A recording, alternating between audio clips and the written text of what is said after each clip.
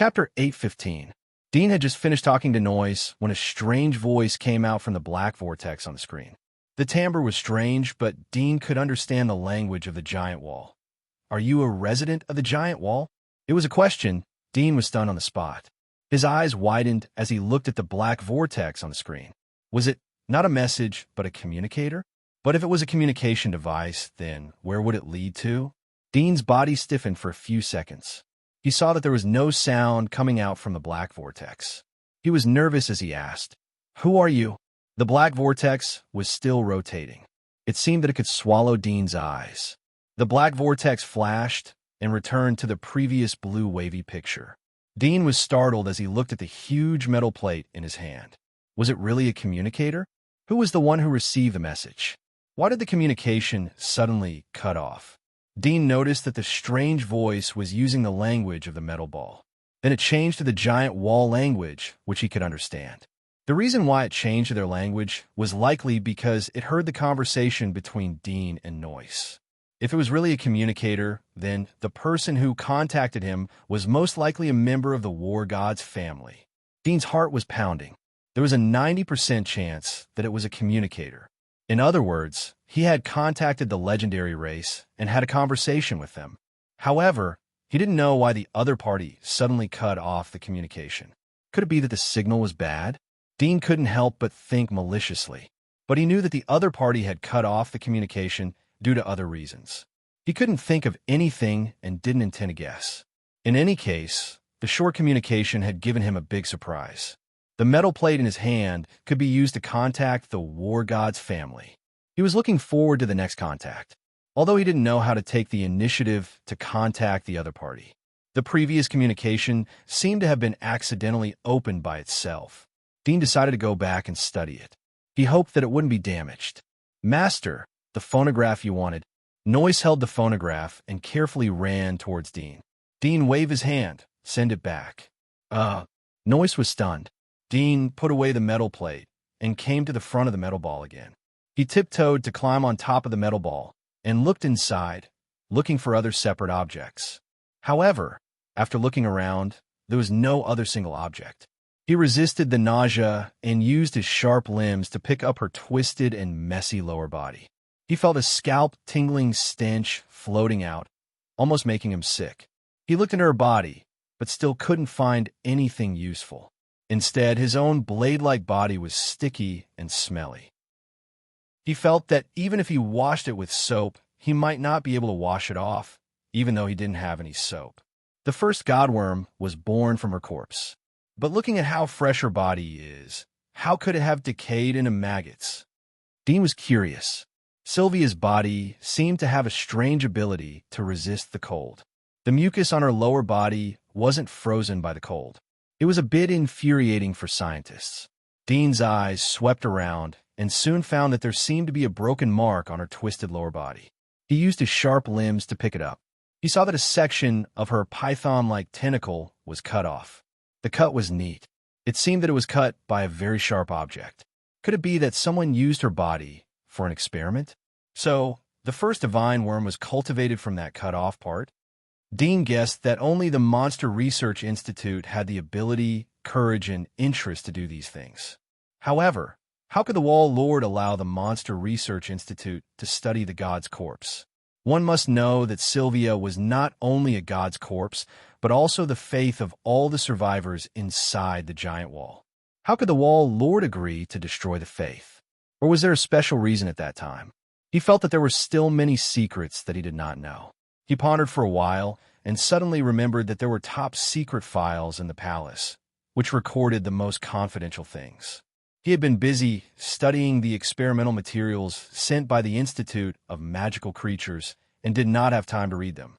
But now, it was time to see what secrets were hidden in this world. He stared at Sylvia's face for a while. Her eyes were half open. No matter how many times he saw it, he was shocked. It was a kind of extreme beauty. Even though he knew that she was a corpse, he was still fascinated and intoxicated. He was willing to do everything for her. Of course, the premise was that he didn't see her lower body. The strong discomfort and fear brought by those ugly and hideous limbs was enough to tear apart all the beautiful things. Dean slowly closed the metal ball. He called Noyce and asked him to send the coffin to the repaired secret room under the palace. He could stay in the palace and guard the coffin at all times. Once the wind power station and the hydroelectric power station were completed and the cable was connected to the palace, he wouldn't need to personally guard the coffin. As for the communicator that could contact the War God's clan, he kept it with him. He wanted to study how to take the initiative to contact them. Dean asked Saul to block the news of the god's coffin. Although he knew that it wasn't possible to block it completely, it was the best situation to suppress this matter. Now that the god's coffin was in his hand, the big stone in his heart was lifted. He asked Saul to take him to the top secret archives in the palace. He wanted to look through the forbidden materials. There were too many questions that he wanted answers to. While Dean was exploring the secrets of the giant wall, the news of the god's coffin returning to the palace reached the ears of the giants. Uncle Wong, did you say that the god's coffin is back? How is it possible? Wasn't the god's coffin stolen by the group of invaders? Yulita looked at Wong in disbelief. Wong looked at her shocked expression and sighed.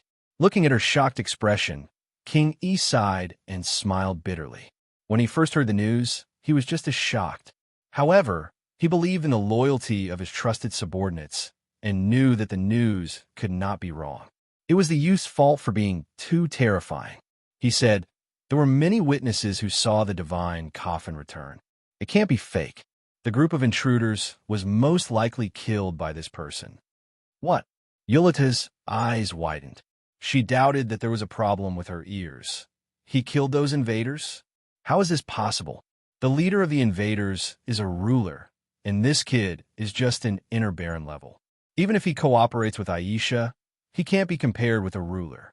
Although his magic mark might be a deified splitter's magic mark, a ruler can become a ruler, so his magic mark must not be simple.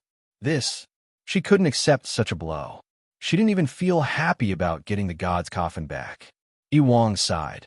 You don't have to use your fist to kill someone. I sent people to investigate the previous explosion at the Wall of Sighs. The group of invaders went to the outer wall after they left. Not long after they left, there was an explosion in the outer wall. The highest mountain in the outer wall, Wudong Mountain, was razed to the ground by the explosion. If the group of invaders were on that mountain at the time, they wouldn't have survived. Wudong Mountain was razed to the ground. Yulita felt that her eyes were about to pop out. The news she got today had shocked her. Although she didn't care about the outer wall, but she knew the name of Wudong Mountain. This towering mountain was often written in poems by bards and musicians. But now such a famous scenery was blown to the ground. How much gunpowder was needed to cause this? Moreover, there's so much gunpowder, but the invaders didn't notice it? Wong frowned slightly and said, "These days, there was no movement outside the giant wall. I felt that something was wrong. I didn't expect that the sacred remains were still inside the giant wall. Those invaders are most likely dead. I really don't know if I should be happy or angry. Looking at it this way, this kid has become the big hero of our giant wall. He solved the enemies that we couldn't solve." Yulita's eyebrows furrowed as she heard this. What great hero! He is a despicable villain. King Yi saw how agitated she was and knew that this failure was a huge blow to her. He said, "Don't be too angry. This brat is indeed cunning, but he does have some skills. Before your father returns, let's endure it for now. Now that the immortal's remains are in his hands, I'm afraid that when your father returns, he will have the capital to negotiate. At that time, we still have to think of a way to kill him." As he said this, he narrowed his eyes slightly. Yulita looked at him and suppressed the anger in her heart. She said in a low voice, "Uncle Wong, thank you for taking care of me during this period. I want to go out for a walk." Wong frowned slightly and said, "You are not his opponent. It is best not to play any tricks. Although he has put you on a wanted list, it is not big. If you do anything to anger him, he is likely to hunt you down at all costs. It will be really troublesome at that time." Yulita bit her lip and clenched her fist. "I won't provoke him. I just want to go to the Monster Research Institute." Wong stared at her and didn't persuade her anymore. He said, "Then be careful." Accompanied by Saul, Dean flipped through the most confidential documents in the palace. The records were all secret matters that couldn't be exposed to the light. He thought that since these confidential documents were top secret, there wouldn't be many of them. However, when he came to this secret room, he was stunned by the pile of documents in front of him. With a rough glance, he could see thousands of documents. Are these all top secret? He casually took out a few documents and flipped through them. Cos killed his brother, changed his name, and inherited the title of Earl. The Scott family split. The wife of the eldest son, Scott Prine, committed adultery with her father. The transformation of Milan City's Snow Maple Mountain buried 123 families. Dean was shocked. A few documents casually recorded secrets that couldn't be disclosed to the public. If any of them were to be released, it would be enough to become the biggest news and spread all over the world. It turns out that the Scott Consortium in the Outer Wall was formed when the Scott family split more than 100 years ago. Some of the clansmen and servants were expelled. Dean's eyes flashed. It seemed that the 6 consortia in the Outer Wall also had a history that couldn't be exposed to the light. His eyes skipped over these aristocratic affairs and quickly noticed a few documents that were written with the Witcher family's name. He took down the seal and looked at it.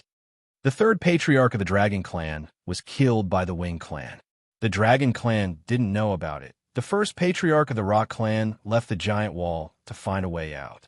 Since then, there has been no news of him. Dean looked down and soon saw the records about the origin of the Witcher family in one of the documents. The Witcher family was born in the early years of the Giant Wall. It was inherited from the Witcher warriors. The Witcher warriors were transformed by the ancient gods. The power of the devil was buried in their body.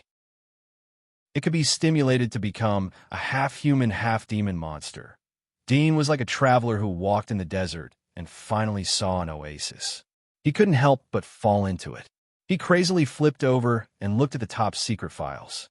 After seeing the origin of the Witcher family, Dean was completely shocked. The 3 Witcher families, Dragon Clan, Wing Clan, and Rock Clan, turned out to be the experimental products of the Monster Research Institute. The 1st patriarchs of the 3 great families were Witchers from the Demonic Creature Research Institute. They were mature products of the Demonic Creature Research Institute, using the bodies of demonic creatures and humans. They could use human thinking and control non-human power. At that time, magic marks hadn't been discovered yet. People didn't know how to absorb magic marks and cold crystals. Therefore, the warriors of that time were all Witcher warriors. Their bodies were buried with the genes of monsters and humans. They were a group of freaks created by the Monster Research Institute. Among the many Witcher warriors, most of them eventually demonized completely, losing their minds and becoming humanoid monsters. The remaining Witcher warriors were mainly divided into 7 branches. In addition to the current Dragon Clan, Wing Clan, and Rock Clan, there were 4 other branches. They reproduced the next generation and gradually became a family. At that time, the main opponents of the Witcher family, in addition to the monsters outside the Giant Wall, were the humanoid monsters that later demonized. These humanoid monsters used to be Witcher warriors and lived inside the Giant Wall. Therefore, after demonization, they could directly cause terrible damage inside the Giant Wall. It was a dark battle history that was later buried.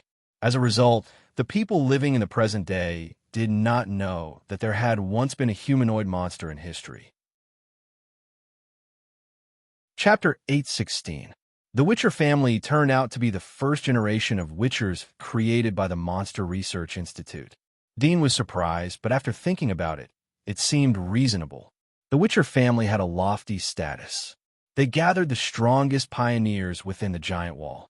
Since ancient times, their duty was to protect the safety of the Giant Wall. But with the passage of time, now it was the era of the Magic Scar Warriors. The earliest experiments of the Witchers gradually disappeared. The reason for the disappearance was also recorded in the top secret. The risk of demonization of the Witchers was too high. It was easy to lose control. After finding the magic mark as a medium to bring power to humans, the Witchers' experiment gradually stopped.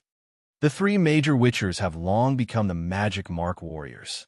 After generations of reproduction, the original Witcher gene has long declined.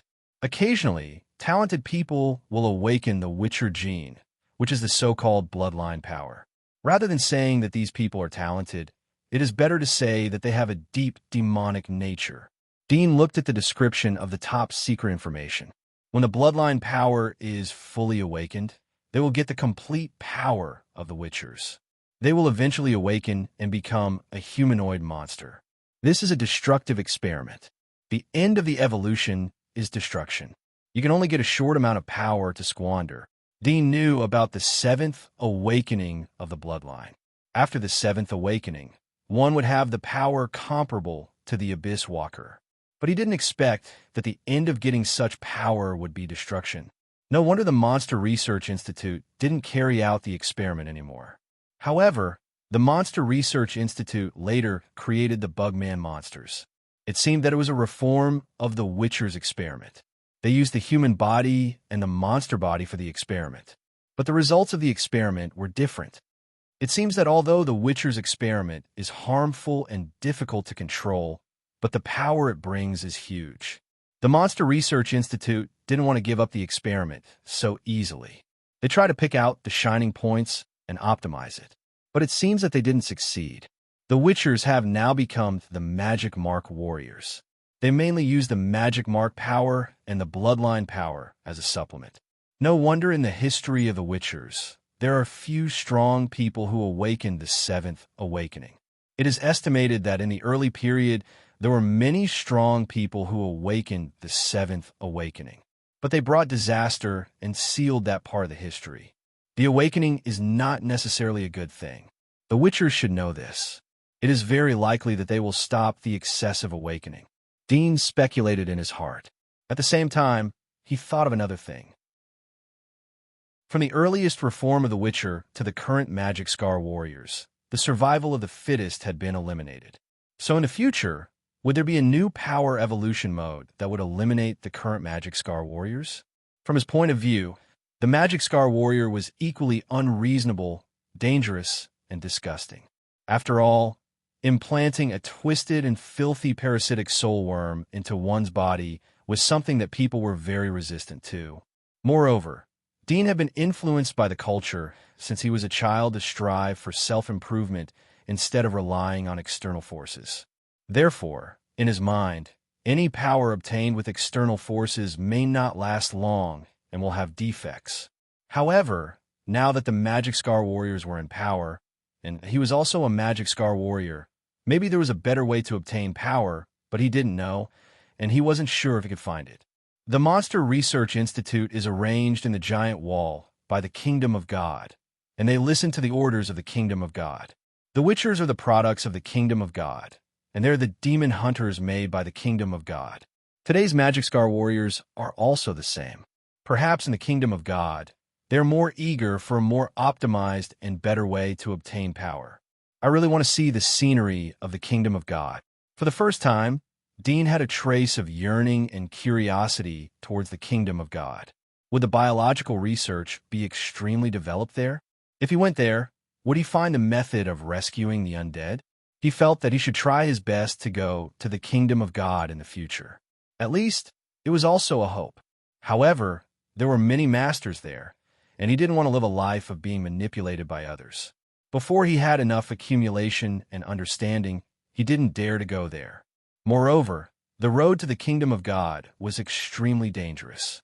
Without the power of the Abyss, it would be difficult to reach. In the first year of the disaster, the wall of God fell from the sky and stood in the world. The ancestors knelt and looked up to the gods. The god of war killed the monsters and sheltered all living beings. Dean continued to flip through the secret book and saw the earliest history that was not recorded in the history books. This was the beginning of the first year of the history of the Giant Wall. The content was roughly about the survivors living in peace under the shelter of the god of war Sylvia. The monsters outside the Giant Wall invaded and were all killed by Sylvia. At that time, the outside of the Giant Wall wasn't as harmonious as it is today. There were only low-level monsters. There were all kinds of ancient monsters outside the Giant Wall. According to the secret book, these monsters came from the Doomsday Ball. At that time, there were abyss pits everywhere outside the Giant Wall. The ancient monsters were born from the pits and ravaged the earth. The ancient monsters outside the giant wall were easily able to climb over the giant wall that was thousands of meters high. It was all thanks to the protection of the goddess of war that the monsters were expelled and killed. The monsters outside the giant wall were driven away by the goddess of war. Several abyss pits were also filled and destroyed. No more powerful monsters were born. However, there were still abyss pits and terrifying monsters outside the giant wall. No wonder Sylvia was the life of the giant wall.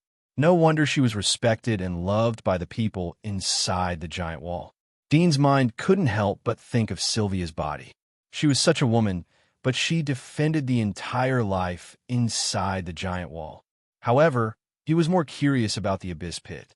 The monsters crawled out of the abyss. How did the abyss appear? He felt that there were too many things that he didn't know. What happened to the earth after he slept in the freezer? Dean was silent for a long time. He continued to read the history book. He saw the development of the giant wall, the changes in the giant wall. There were thousands of battles in the last 300 years. The biggest ones were the Psy War between the inner and outer wall. The so-called barbarians were expelled from the outer wall. The history of the barbarians was also mentioned in the book. The kingdom of God was mentioned when it came to the history of the barbarians. After the giant wall's first year, people named the wall after Sylvia. In the following 3 years, Sylvia went on expeditions all over the place. Finally, she returned after one of the expeditions. She was seriously injured and sealed herself in the coffin to sleep. 2 years later, she claimed to be the messenger of the kingdom of God. She showed the strength of the god of war and subdued the first ruler of the wall. Since then, Sylvia's wall was included in the territory of the kingdom of God. The barbarians were the survivors who didn't want to surrender to the kingdom of God. They didn't want to accept the new language passed down by the messenger of the kingdom of God. They insisted on using the original language, so they were killed and expelled. It seemed that the chaotic era appeared in front of Dean's eyes as he read the history. However, there were a few key points recorded which made him surprised. The language of the giant wall was passed down from the kingdom of God. At that time, the history of the giant wall was only 5 years old. How could the kingdom of God develop a new language in just 5 years after the disaster? Moreover, the most important thing after the disaster was order and resources for survival. Who would try to overthrow the language and replace the old language with a new one? What are the benefits of doing so? What was the meaning? He couldn't figure it out. But to create a new language in 5 years and popularize it made him feel horrified. Behind the kingdom of God, there seemed to be a deeper darkness than the giant wall and a more viscous swamp. He had made up his mind to look for a glimmer of hope in such a place in the future. The giant wall that fell from the sky, the kingdom of God. Dean's eyes were full of fog. He couldn't see clearly. If he didn't wake up in the freezer 300 years later, he would have suspected that he had been sleeping for more than 300 years. After all, how could such a big giant wall fall from the sky? These 4 words were said lightly, but when they turned into a phenomenon, a scene, how magnificent, majestic, and shocking was it? He thought that he would find the answer when he came here. But the answer brought him deeper confusion and unknown. He wasn't particularly interested in exploring the so-called truth. But at the same time, he knew that he had to explore the truth if he wanted to live long. He had to understand the things that he wasn't interested in. Perhaps life was like this. Time flew. Dean read the secret books in the palace every day. He read the experimental materials sent by the Monster Research Institute. He also crazily studied the knowledge from the super chip. Time always passed very fast. After a month, there was an episode in Dean's peaceful life. Aisha's body awakened again. This was her 6th awakening. Dean would be very happy if he knew the news. But he wasn't happy after knowing that the end of the awakening was humanoid monster. He didn't know if Aisha would become a humanoid monster after the 7th awakening. He had never seen such a thing before. He felt helpless. He couldn't stop her natural awakening, just like he couldn't save her. So he worked harder to learn and strengthen himself. The knowledge of the old era contained in the super chip involved various fields. It would take a long time to learn one of the fields. Even though his memory was extraordinary, but he still needed to spend a lot of time on it. In addition to knowledge, he would occasionally practice with Sergei, Riley, Saul, and the others to exchange pointers on swordsmanship and saber techniques. In addition to learning, he would take God's marrows every day until his body was saturated. Through the secret books, he knew the method and conditions to evolve into a dominator. The main method was to use God's marrows as energy, and the conditions were legendary magic marks. This condition had shut out all the pioneers in the giant wall. However, as far as Dean knew, the three families had cultivated more than one life parasitic soulworm. There was hope to cultivate a dominator-level powerhouse. However, it seemed that the three families didn't choose to cultivate all the life parasitic soulworms on one person. It was very risky. If something happened to the person they bet on, the future generations would be completely destroyed. Just like the other four families that disappeared in history.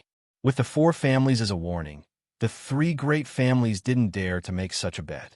After all, accumulating 6 legendary rank parasitic soulworms would affect resources for at least 3 generations. Moreover, it wasn't just one person in charge. At the same time, the families also had a way to awaken their bloodline power. Compared to concentrating the magic marks on one person to cultivate a sovereign lord, relying on bloodline awakening was more reliable and stable. Because of this, the three families didn't have the courage to stake everything on one throw. Therefore, during the war against the invaders, the three families couldn't raise their heads in front of Dean. Dean also learned a truth from the example of the three families. What was the use of being an arbitrary tyrant if you were sure that you had your own opinions? If he was restrained by mediocre people and listened to their opinions, he would only return to being ordinary in the end, from a genius to a mediocre person. How many geniuses in this world weren't drowned by mediocre people and pulled into their group? Above the ruler is the abyss. I don't have enough conditions to become an abyss walker, but I have Sylvia's body. She is the key to becoming an abyss walker. I don't know if the devil family knows about this secret. No wonder Aristotle would hide the god's body so deep. Dudian thought. The black snow melted and the rain came again. The unrepaired sewers were blocked by the water in the streets again. The nobles sat at home, warming their stoves. The civilians huddled in their quilts to keep warm. Spring goes and autumn comes. Dean looked at a poem composed by a musician. It was about the theme of vitality. Spring and autumn had long become history. He was a little nostalgic. 2 years have passed in the blink of an eye. Dean said to Aisha, who was sitting next to him. Aisha was wearing a delicate purple cheongsam with a purple sachet on her waist. She sat quietly next to him. Dean smiled and held her hand. I've been here for 12 years. Aisha was still silent, as if she was listening quietly. 12 years. It's been so fast. Dean sighed with emotion. I've been in prison, fought with monsters, killed people, slaughtered clans, and bombed the wall. It's not monotonous in these 12 years. Aisha was silent. Dean called Noyce and asked him to take a photo of him and Aisha. Noyce was proficient in the operation of the camera. He had been taking photos for Dean every day for the past 2 years. Smile. Dean looked at her. Aisha was still calm. Dean smiled. The photo was fixed at the moment when he smiled. Chapter 8:17. Noyce smiled. Master, the weather has been fine in recent days. It's suitable to go out and play. You have been staying in the palace and haven't had a good look at the scenery of the inner wall. I want to leave here, Dudian slowly said. I want to go to the kingdom of God or go to other giant walls. I will become a frog at the bottom of the well if I stay here. Aristotle should be coming back soon. Noyce was startled. He didn't expect that Dean meant to leave this place. The smile on his face disappeared. Master, you have become a master and you have legendary magic marks. Moreover, you have created the air element and the electricity mechanism. Can't you fight against Aristotle? It's difficult. Dean shook his head. Don't forget that all the rulers have deified legendary magic marks. His magic marks are higher than mine. I can't fight him head-on. I can only rely on traps, poisons, ambushes, and other means. But since these are means, there's a possibility of failure. Once I fail, I will be consigned to eternal damnation. So there is no need to take such risks. Noyce's eyes had a trace of complex color.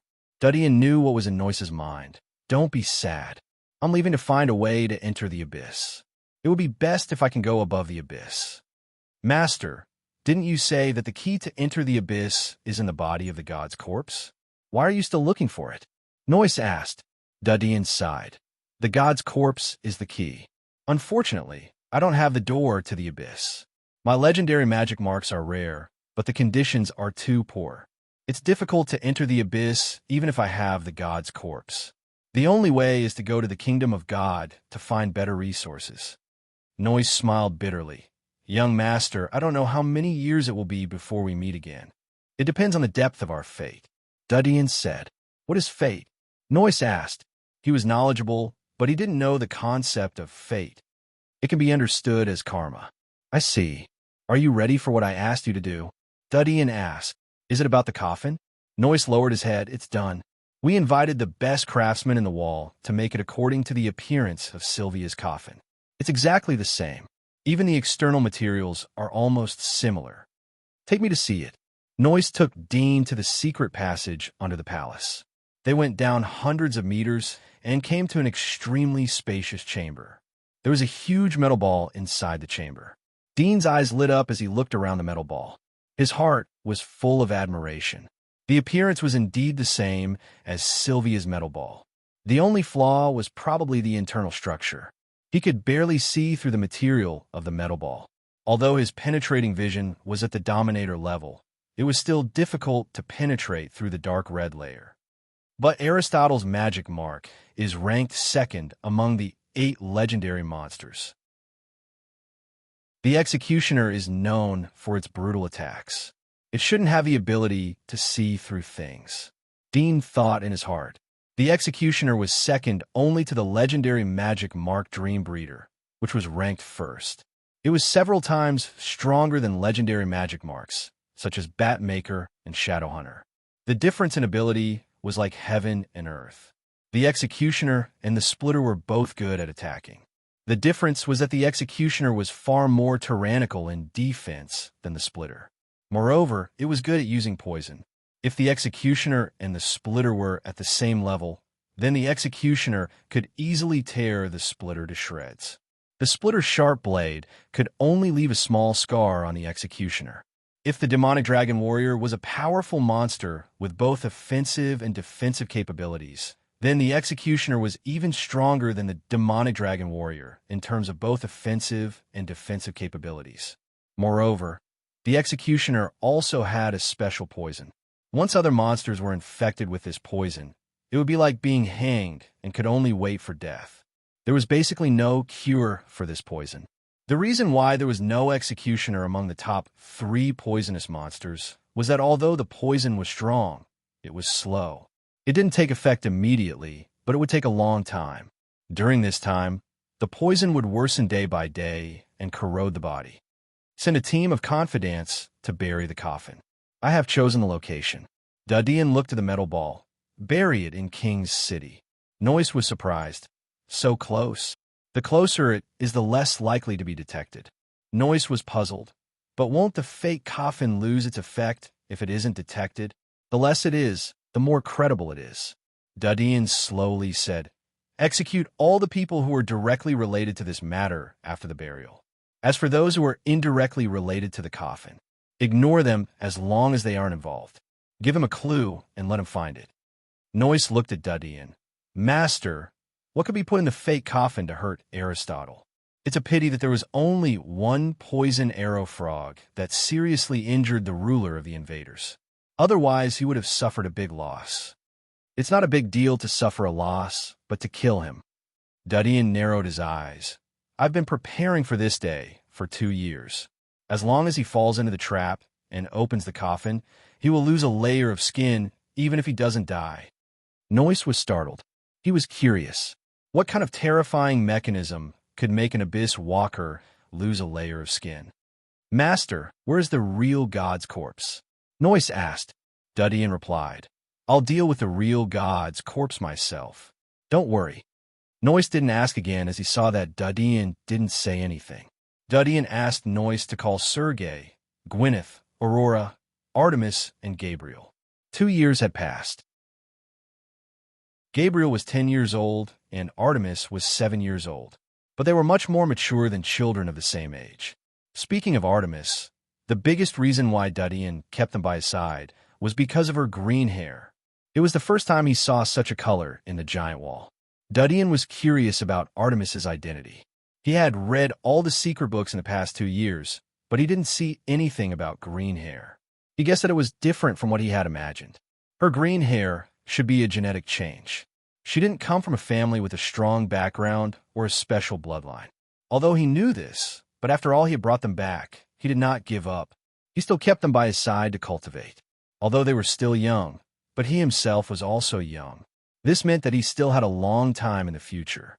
When he was in his 30s, the siblings should have grown up. At that time, they would become 2 big weapons in his hands. However, no one could say for sure what would happen in the future. It was hard to predict what would happen in the future.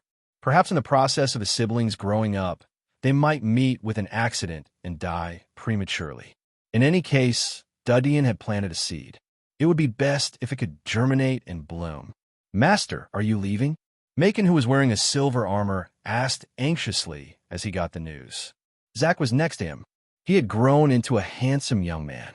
Dudian sat on the throne. His eyes swept over Mason, Zack, Sergei, and others. There was infinite emotion in his heart. In addition to Aisha, these people had accompanied him throughout his childhood and adolescence. Although there had been betrayals, but there was more warmth. Although his heart had turned cold, but the kindness they had passed to him was still engraved in his heart. It was precisely because of this that he had prepared a way out for them. "Yes, I'm going to take Aisha to the kingdom of God," Dudian said. Mason was more anxious as he saw Dudian admit. "Are you leaving so soon? The wall lord called Aristotle hasn't come back yet. Even if he comes back, we will go all out to kill him. Don't always be so reckless." Dean sighed. "Although you are all pioneers now, your strength is nothing in front of the abyss. After I leave, you'd better keep a low profile. When you encounter something, you have to learn to be patient. Only when you know how to be patient, the next time you punch, it will be twice as powerful. Understand?" Mason waved his hand. "I don't care. I'm going where you are going." Sergei, Nicholas, Gwyneth, and others looked at him. Usually Mason's attitude towards Dudian was quite polite. 2 years ago, when Dudian brought Mason and Zack to the palace, they followed Sergei and others to call Dudian master. They had never resisted Dudian's words. But this time, they all wanted to support Mason. "Master, this old man is also willing to follow you to the death." Nicholas secretly glanced at Dudian. He was a bit nervous as he said this. He knew that he wasn't Macon after all. He wasn't a friend who had experienced life and death together with Dudian. Macon could provoke Dudian and not be killed, but he might not be able to do so. Dudian saw the old fox's smooth appearance. He felt funny and sad in his heart. The journey to the kingdom of God is long and dangerous. You will only become a burden if you follow me. Mason slightly clenched his fists. "Since it is so dangerous, why do you want to go? I heard that in order to go to the kingdom of God, you have to reach the level of Abyss Walker. You are now a dominator. If you go, won't you die in vain?" "I have my own way," Dudian said. He didn't intend to tell them his way so that they wouldn't act rashly. Mason's face was full of anger. There seemed to be a trace of redness in his eyes. Dudian saw that Mason was revealing his true feelings. He softened his attitude and comforted. "You don't have to be too sad. I told Noyce that I won't be gone for too long. I will naturally come back when I have the ability to rely on my own strength. Don't forget that in the future, if necessary, I will lead you to the kingdom of God." Mason snorted and turned away. He didn't want to pay attention to Mason. Others saw his angry expression and found it funny. They thought that although Mason usually talked a lot, but he had a big temper, they didn't expect him to be childish at this moment. They thought of Dudian, who was the same age as him. They couldn't help but be in awe of him. "After I leave, Saul will be in charge of the palace. I have arranged new identities and new lives for all of you. None of you will know who the other is, and none of you should try to find each other. If something happens to one of you, the rest of you will be implicated. Dean said, after Aristotle comes back, he will purge the palace and thoroughly investigate the city. All the families and forces that are related to me in the past will be wiped out. No matter who is in trouble and is found out, the rest of you can't do anything. Dean's expression became serious as his eyes flashed with a trace of coldness. Everyone looked at each other and bowed their heads in silence. Macon looked at Dadian, slightly pursed his lips, but didn't speak again. Dadian continued, "Don't be discouraged.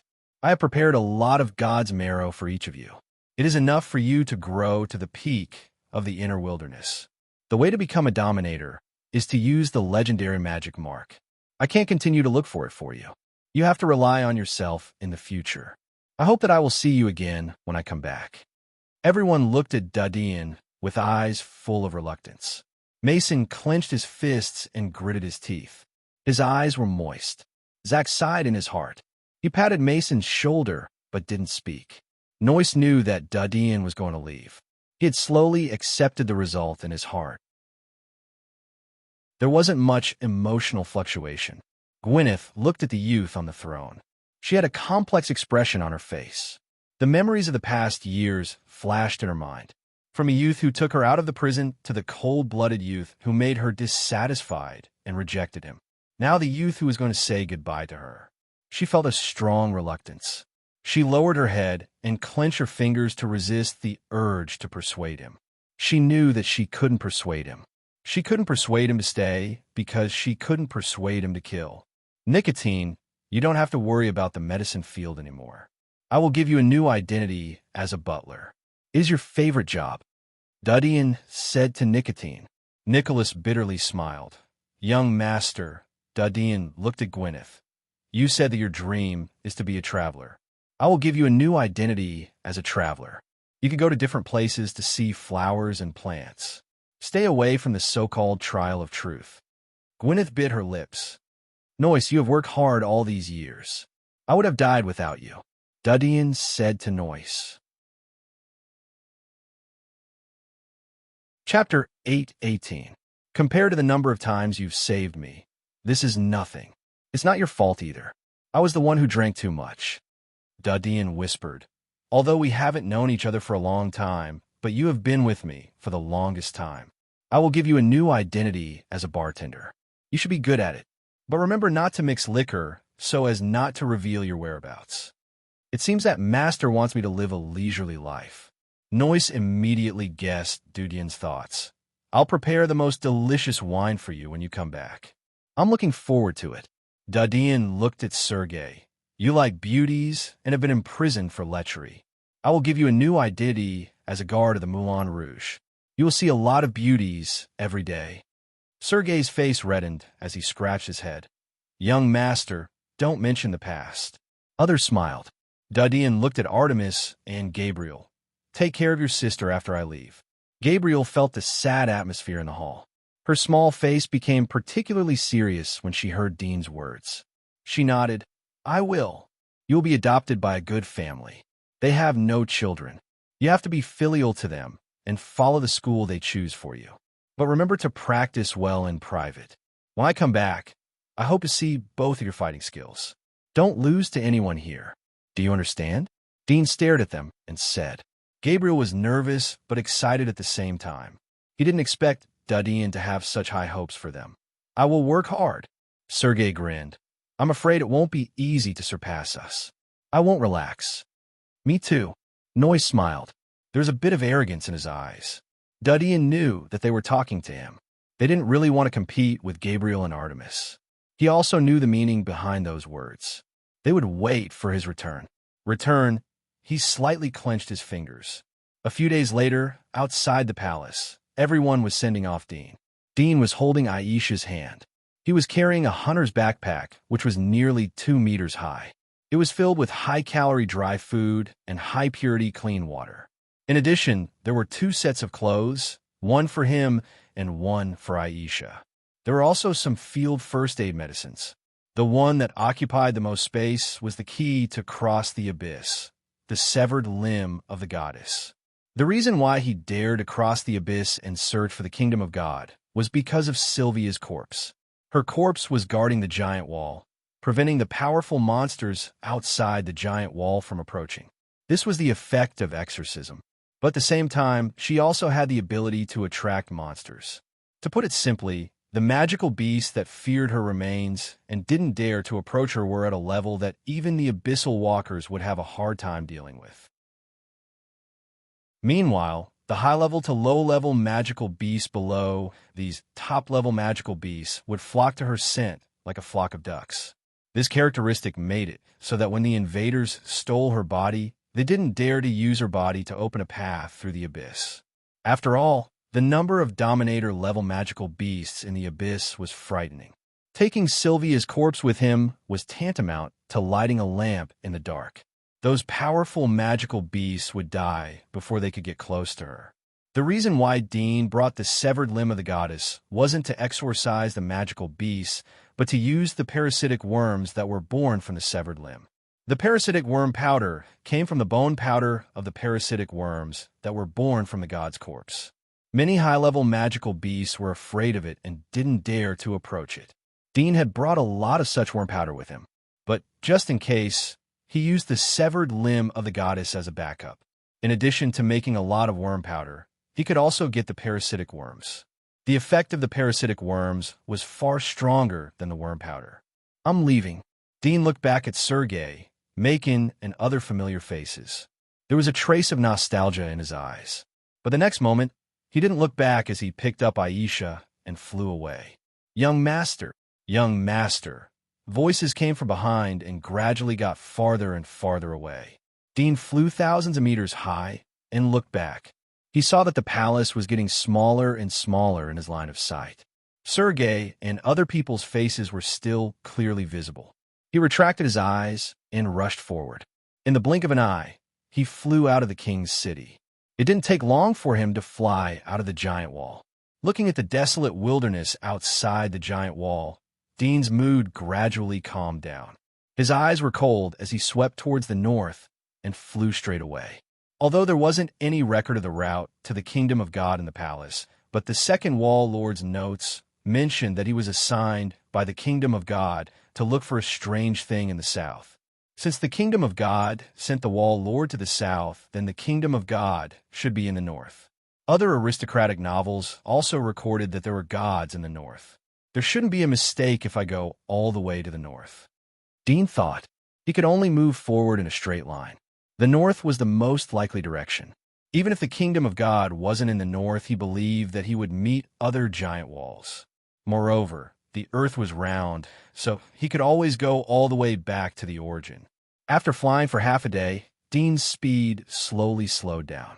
He slowly flew down and landed on top of a broken and collapsed statue. The statue was tilted, and its body seemed to be submerged in mud. Half of its head was crooked on the ground. It should be a famous statue building in the old era, but now covered with moss and dust, it had long been unrecognizable. "We will reach the wasteland in front. Let's take a rest," Dean said to Aisha. Aisha was silent as always. She didn't give any response to Dean. Dean was already used to it. He took out the food and water from his backpack and slowly ate. After eating and resting for 10 minutes, he continued to carry Aisha and continue to move forward. After entering the wasteland, Dean felt that the monsters he saw along the way were obviously a lot stronger. There were monsters around level 40 or 50 everywhere, comparable to high-level frontiersmen. In addition, he occasionally saw some strange giant footprints, which seemed to be left by a behemoth. Dean knew the monster atlas like the back of his hand, but he still couldn't identify where these footprints came from. Whoosh! Suddenly, a black shadow shot out from the ground. Dudian raised his hand and clapped. His palm instantly turned into a scythe and cut off the shadow. At the same time, he looked down and saw a long-armed gorilla looking up at the sky, beating its chest muscles. It was issuing a challenge to him. Dean glanced at it and retracted his gaze. His palm changed back into a human hand and slightly raised the height of the scythe by a few hundred meters. Chapter 819. Dean sped up a little, hoping to reach the depths of the red wasteland before the night came. As he went deeper, Dean saw that the ground under his feet was full of desolate and barren black soil. There were no weeds, only bumpy footprints. There were no traces of the wreckage of the old era buildings. It seemed that it had been trampled flat by hundreds of years of wind and frost and the footprints of monsters. There was a strong smell of blood in the soil, as if it had been soaked in blood for a long time. Dean saw white bones scattered everywhere on the ground. Some of the bones were extremely huge. The skeleton alone was more than 20 meters long. There was no flesh left on it. Only some birds with strange feathers were perched on the bones as branches to rest on. Dean didn't dare to fly too high, so as not to provoke a flock of thunderbirds that lived in unknown clouds. This flock of thunderbirds was more terrifying than the legendary monsters on the ground or even the abyss monsters. The lightning emitted by thunderbirds was enough to turn him into ashes in an instant. If the flock of thunderbirds was large enough, even an abyss walker would find it difficult to escape death. This also made the sky a forbidden area. He flew at a height of about 1 kilometer, his eyes scanning the ground. Although the red wasteland was not comparable to the abyss, there were still many monsters in it that could threaten his life. Boom, boom, boom. After flying for more than 12 miles, Dean heard a rumbling sound coming from the ground in front of him. He saw a monster with a rhinoceros body, but an extremely huge body. It walked on the black soil, leaving a series of footprints along the way. With each step it took, the ground trembled slightly. Dean glanced at the heat source reaction in its body and was slightly shocked.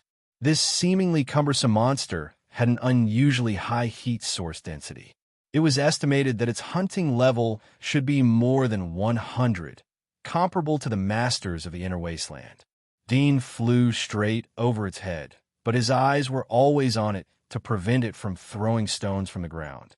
After all, the distance of 1 kilometer was completely within the perception range of these monsters. After flying for a long time, Dean saw that the monster was still shaking its body and walking slowly. He knew that it was not interested in him, so he no longer paid attention to it. After flying for another half an hour, Dean saw 2 huge monsters fighting in the wilderness. One of the monsters was a giant python more than 30 meters long, but it had a triangular head, sharp scales, and exceptionally strange patterns on its body, like countless eyes.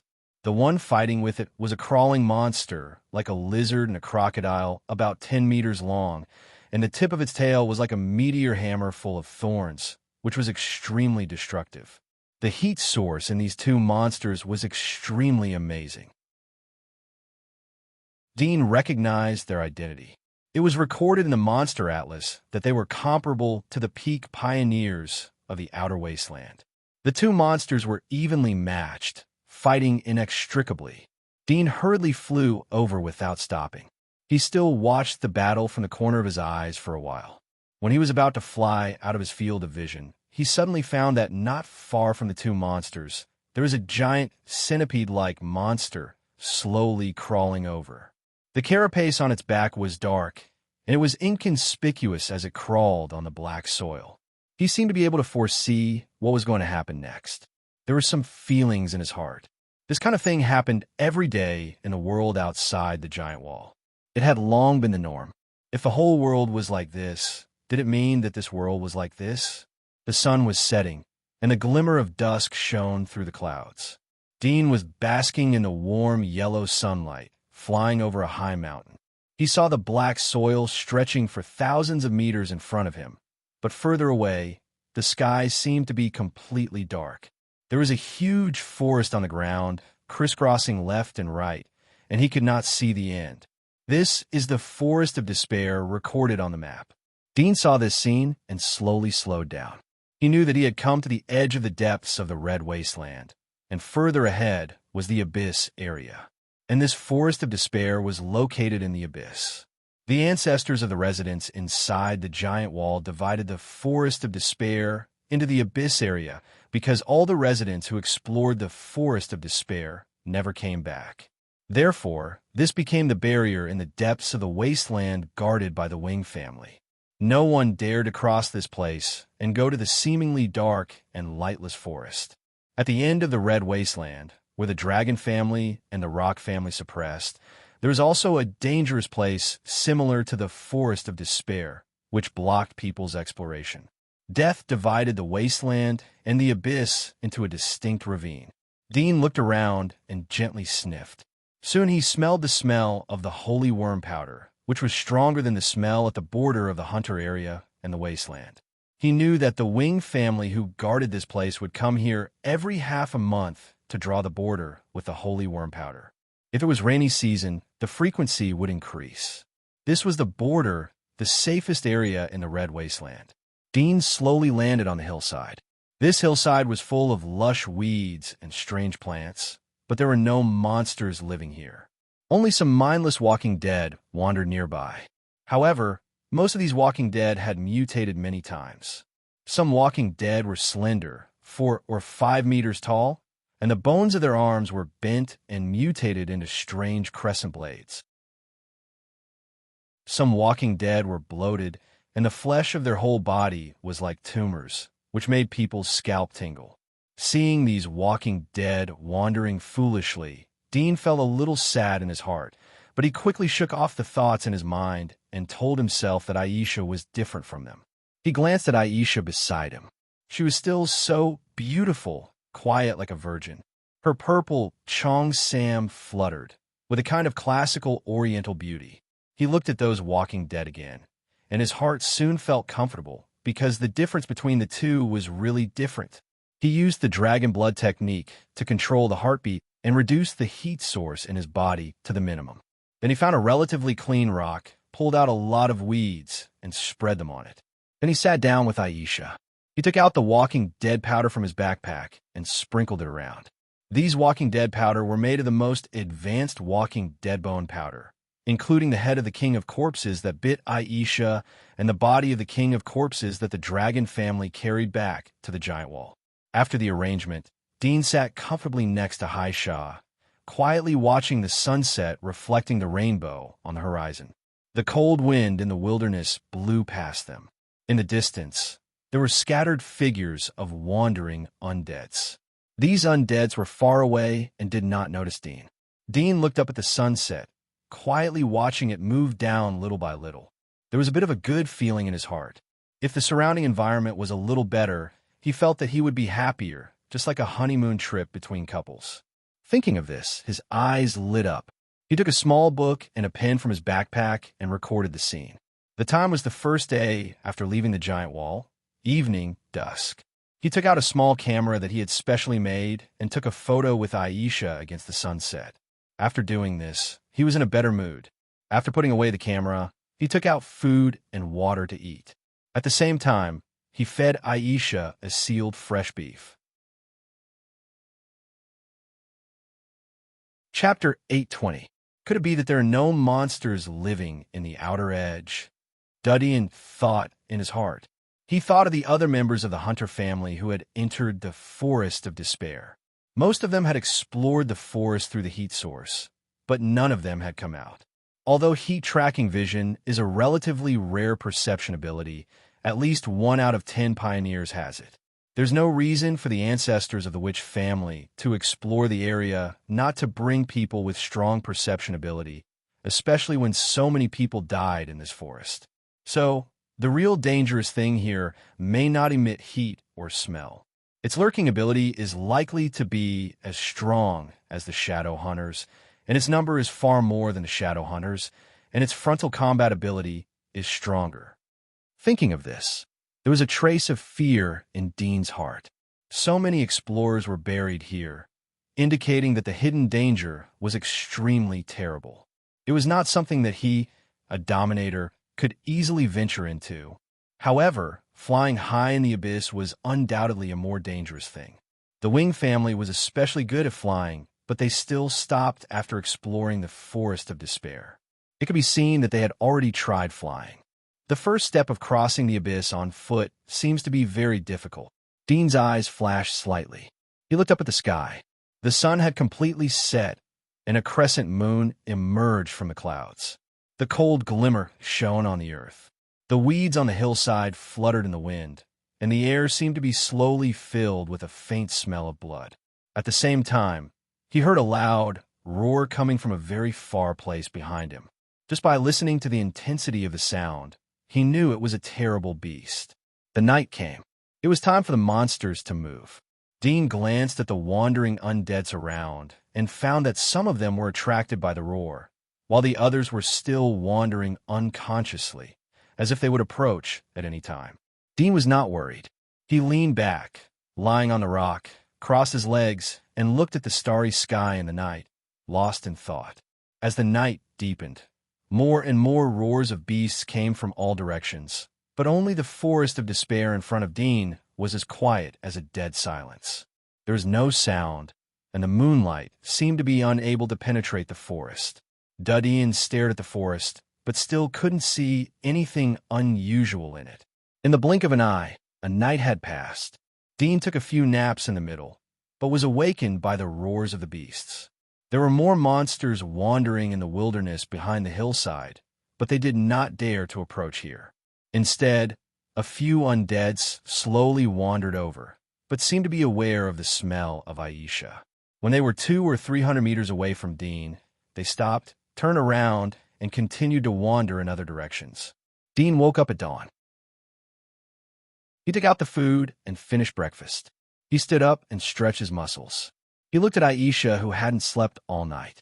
He felt a bit of pity in his heart, even though he knew that she didn't have the habit of sleeping. "It's time to go." Dean took her hand and whispered, "Find something to help us open the way." With that, his eyes fell on a few wandering corpses behind the hillside. He immediately bent down to dig out a rock and threw it at one of them. Pong! It was a perfect hit. This undead was 4 or 5 meters high, but extremely thin. The whole body was like a bag of bones, without any flesh. The joints of the bones were protruding with sharp blades. In terms of combat effectiveness, it was not inferior to the general pioneers. Even among the many undeads under the command of the King of Corpses who had bitten Aisha, there was no such high-level undeads. After being hit by the stone, the undeads quickly noticed Dean. Originally, Dean had the undead's powder to cover the smell, and the smell of Aisha made the undeads afraid to approach.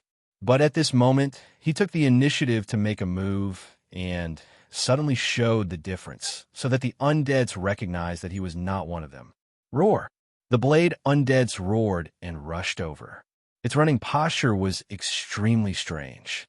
It was as thin as a bamboo pole with long hands and feet like a strange worm, but its speed was so fast that it rushed to the front of Dean in a blink of an eye. Dudian immediately rang the bell. Aisha, who was originally expressionless, suddenly shot a cold light in her pure black eyes. She turned to look at the blade undeads. When the blade undeads were looked at by Aisha, the forward body suddenly stopped, as if it was suddenly struck by lightning. The next moment, it suddenly screamed, curled up on the ground, shivering. Dean was relieved to see that slavery worked. In the past 2 years in the inner wall, he stayed with Aisha every day and repeatedly consolidated her conditioned reflex training.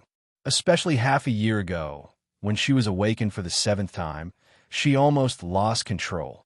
Although she was barely controlled at that time. After that, he strengthened her conditioned reflex training and extended other training besides the basic instructions. For example, the current servant undeads. As early as when Dean brought Aisha back to the giant wall from the wasteland, he knew that the undeads were afraid of Aisha. Later, through experiments, he found that all the undeads that could be captured outside the giant wall would tremble in front of Aisha and dare not approach her. However, Aisha was not like the Corpse King that bit her. She could control the undeads autonomously, gather the corpse tide, and even arrange the undeads to be buried underground for sneak attacks. This kind of conscious performance did not exist in Aisha. Dean could only rely on himself. Step by step, he tried to let her learn how to control the undeads. Fortunately, controlling the undeads seemed to be the instinct of the Corpse King. Although Aisha did not have a higher intelligence response than the other Corpse Kings, when she was with the other undeads, she seemed to slowly explore the control of these undeads. After a long period of exercise, Dean was finally able to let her drive the enslaved undeads through conditioned reflex training. In this way, he no longer had to let Aisha fight in person. Dang, dang, dang, dang. In a continuous series of rhythmic bells, the blade undeads enslaved by Aisha slowly moved forward, passed by Dean, and went to the forest of despair in front. Dean dug out the rocks and hit several other undeads. These undeads were angered by Dean and immediately roared and rushed. Dudian immediately asked Aisha to control them. When a few undeads rushed in front of Dean, they shivered like the previous blade undeads and did not dare to move forward. Dean let Aisha control them to walk in a group and step into the forest of despair, one after another. He and Aisha followed at a distance of a kilometer away. If there was any danger, they could escape in time. If we want to occupy other giant wall, it seems to be the fastest to rely on Aisha to gather the corpse tide to attack. Dean thought. At this time, the blade undeads in the front had walked to the front of the forest of despair. It seemed to hesitate, and then slowly walked in. This short hesitation made Dean's eyes slightly condensed.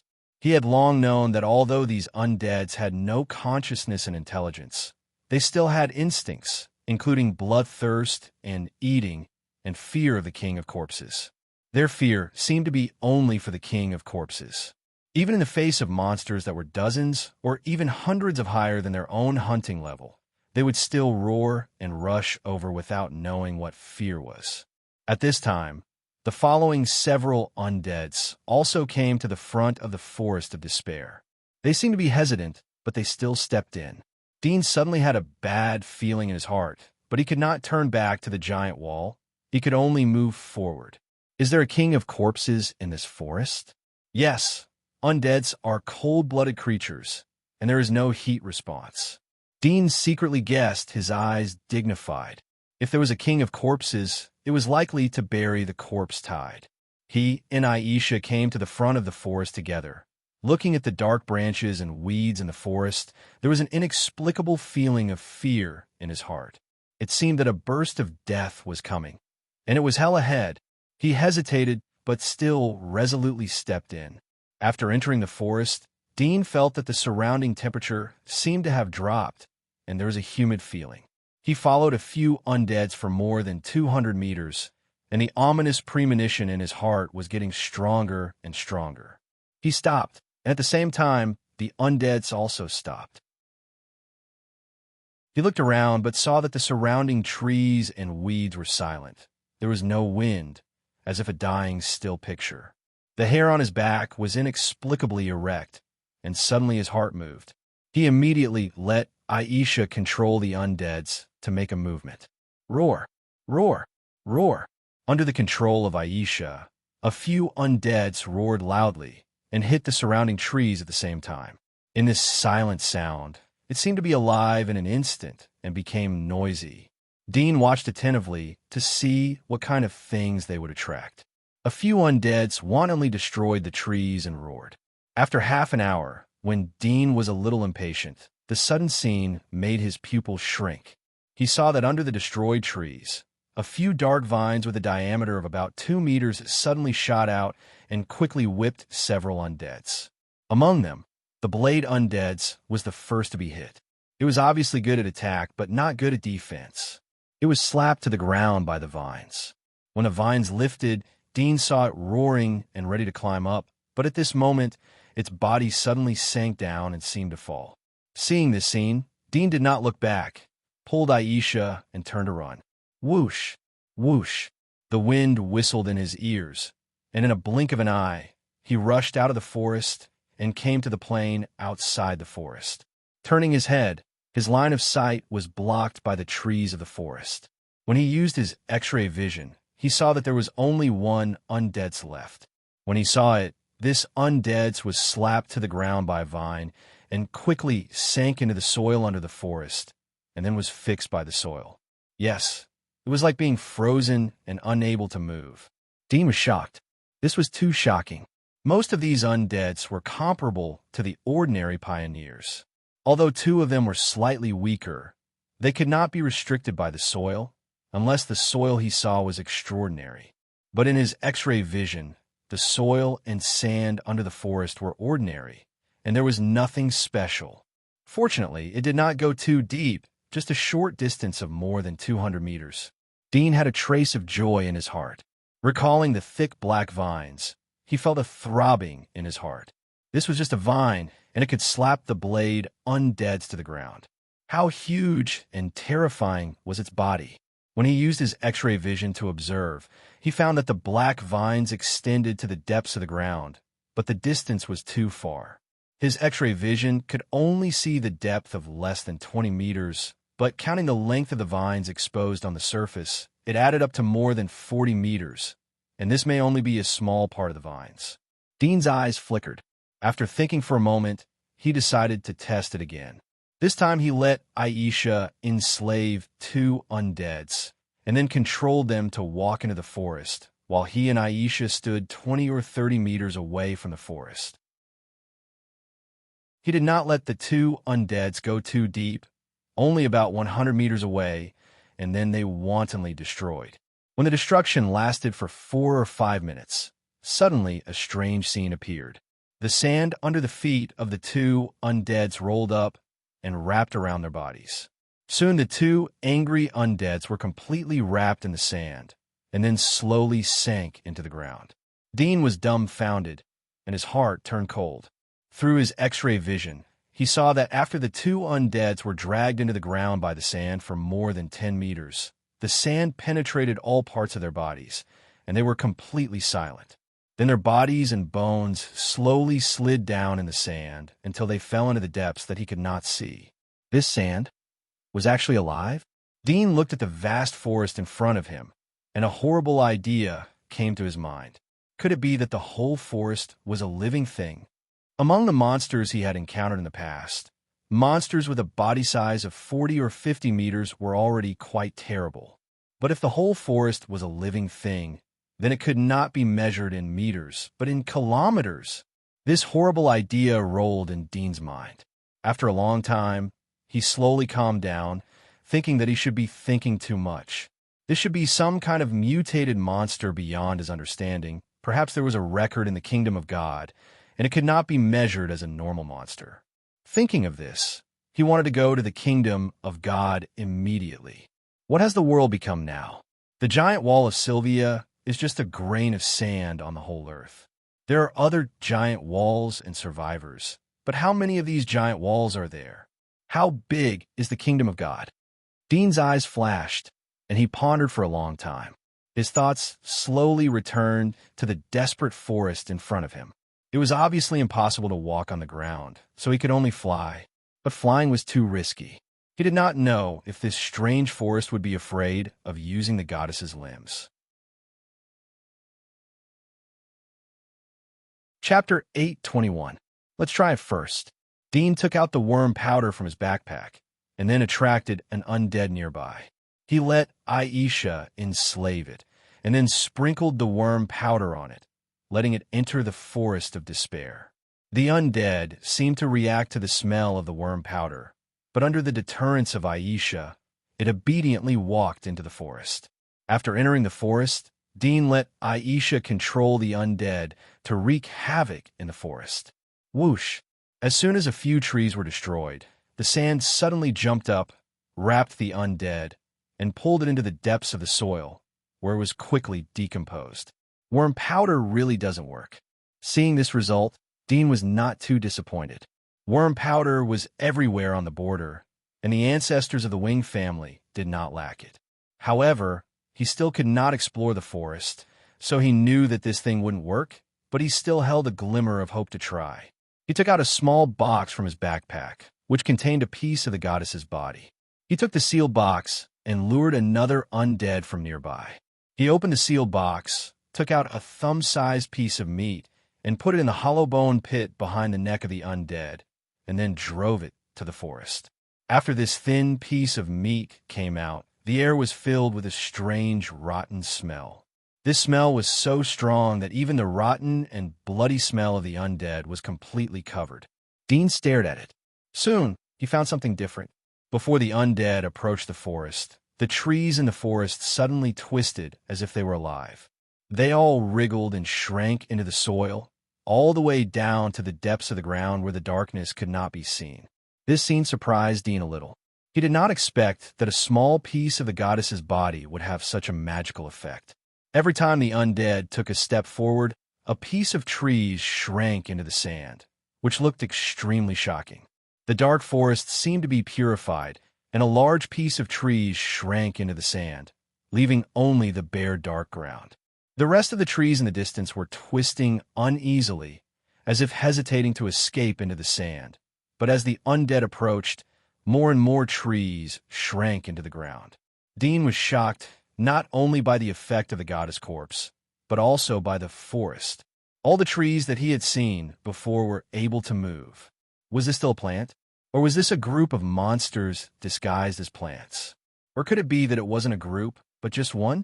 He had imagined the scene of the abyss countless times in his mind, but he did not expect to be deeply shocked before he even stepped into it. It was as if an unknown and dangerous door was slowly opening in front of him. After a moment, he slowly came back to his senses. He looked at the semicircle of trees in the center of the undead. He slowly lifted his feet and walked behind the undead. He prayed in his heart, hoping that this strange forest did not have a high level of intelligence. If it deliberately lured him in, then he would definitely die. All the trees within a radius of 500 meters of the undead shrank into the sand. As the undead continued to move forward, a bare road was slowly opened up in the forest. After 7 or 8 miles, Dean looked back and found that far behind him, the black plants were emerging one after another. They still maintained a previous motionless appearance, and the wind couldn't blow them. The twisted trunks were like a demon that was ferociously looking at him. Dean retracted his eyes and let the undead speed up. 10 miles, 20 miles, 30 miles. Dean calculated the distance under his feet while walking. After walking straight forward for more than 40 miles, he saw a glimmer of light in the trees in front of the forest. It didn't take long for the trees at the end of the forest to shrink into the soil, revealing a vast plain. There were scattered trees and a lake on the plain. The lake was as calm as a mirror, reflecting the blue sky. Dean was relieved. He had finally come out of that place. No one had ever been able to return from the forest of despair. He should be the first to come out of it, and all the credit was due to the piece of flesh on the corpse of the goddess. Dean let the undead stop, then put on a plastic glove, dug out the piece of flesh from the back of its neck, and sealed it in a box. Now that he had stepped into the abyss, he might encounter a terrifying existence that was interested in the corpse of the goddess at any time. The piece of flesh of the goddess could be described as a double-edged sword. If it was not used well, he would die without a burial place. Although the piece of flesh had been dug out, the strong, unpleasant smell still remained on the neck of the undead. Dean let it continue to move forward. He noticed a lake on a plain. According to the knowledge he learned when he was a scavenger, where there was water, there would be beasts. Such a simple truth was applicable to the low-level hunters area, and it was also applicable to the terrifying abyss. Dean's eyes entered the state of X-ray vision and glanced at the lake. He suddenly found that the lake was dark and deep. In the depths of the lake, there was a faint red shimmer. His heart shivered. This red shimmer was a heat source. Although the heat was weak and the density was very low, similar to that of ordinary cattle and sheep, its area was appalling. Looking at it from a kilometer away, he felt that its diameter was about 50 meters. The specific size might be even more terrifying. What made Dean surprised was that there seemed to be no other heat source in the lake except for this huge heat source. It seemed that there was only one creature. Dean didn't dare to approach it. He controlled the undead to bypass the lake and walk past it. The creature in the lake didn't seem to be aware of Dean. There was no movement. Dean walked thousands of meters away from the lake. When he walked past it, he saw a few huge footprints on the ground leading to the lake. He stood in the footprints pit, feeling as wide as standing alone in a square. Dean's face was ugly. He walked slowly and carefully. He held his breath and suppressed the heat in his body. He suddenly had a trace of regret. He shouldn't have taken the risk to cross the abyss. But soon, he extinguished the germination of the idea of retreat. After bypassing the lake, Dean walked along the plain for more than 10 miles. He saw a huge skeleton, like a rhinoceros. The corpse seemed to have died not long ago. It exuded a strong smell of revenge. The flesh was gnawed and blurred, but the thing that killed it didn't seem to have a big appetite. It didn't completely eat the body. Dean looked at it with his X-ray vision and found that all the internal organs were gone. The body was empty. Dean took Aisha's hand and quickly left the place. He didn't want to attract other monsters to bump into him because of the smell of the corpse. After walking for less than 5 or 6 miles, Dean met a rock-scale python entrenched in the grass of the plain. The python was 20 meters long, thicker than a water tank, and its scales were extremely tough. When it wrapped around its prey, it could exert dozens of tons of strangulation power. Chapter 8:22. The rock-scale python quickly noticed Dean's presence. Its body, which was originally coiled on the ground, slowly moved. Its huge head was slightly raised, revealing itself from the grass. Its green vertical pupils stared coldly at Dean. It flicked its forked tongue and slowly arched its head in a defensive posture, as if it would launch an attack at any time. Whoosh! Dean rapidly approached, like a hideous monster made of sharp blades. His strangely twisted blades moved on the ground, propelling his body forward at an extremely fast speed. It was as if all the blades on his body could be turned into legs and feet. His speed was extremely fast, about 3 times that of a normal human body. In the blink of an eye, he rushed to the front of the rock-scale python. He looked at the swaying head of the rock-scale python and suddenly dashed to the left. The rock-scale python's reaction was extremely fast. It quickly opened its mouth to bite Dean's left side.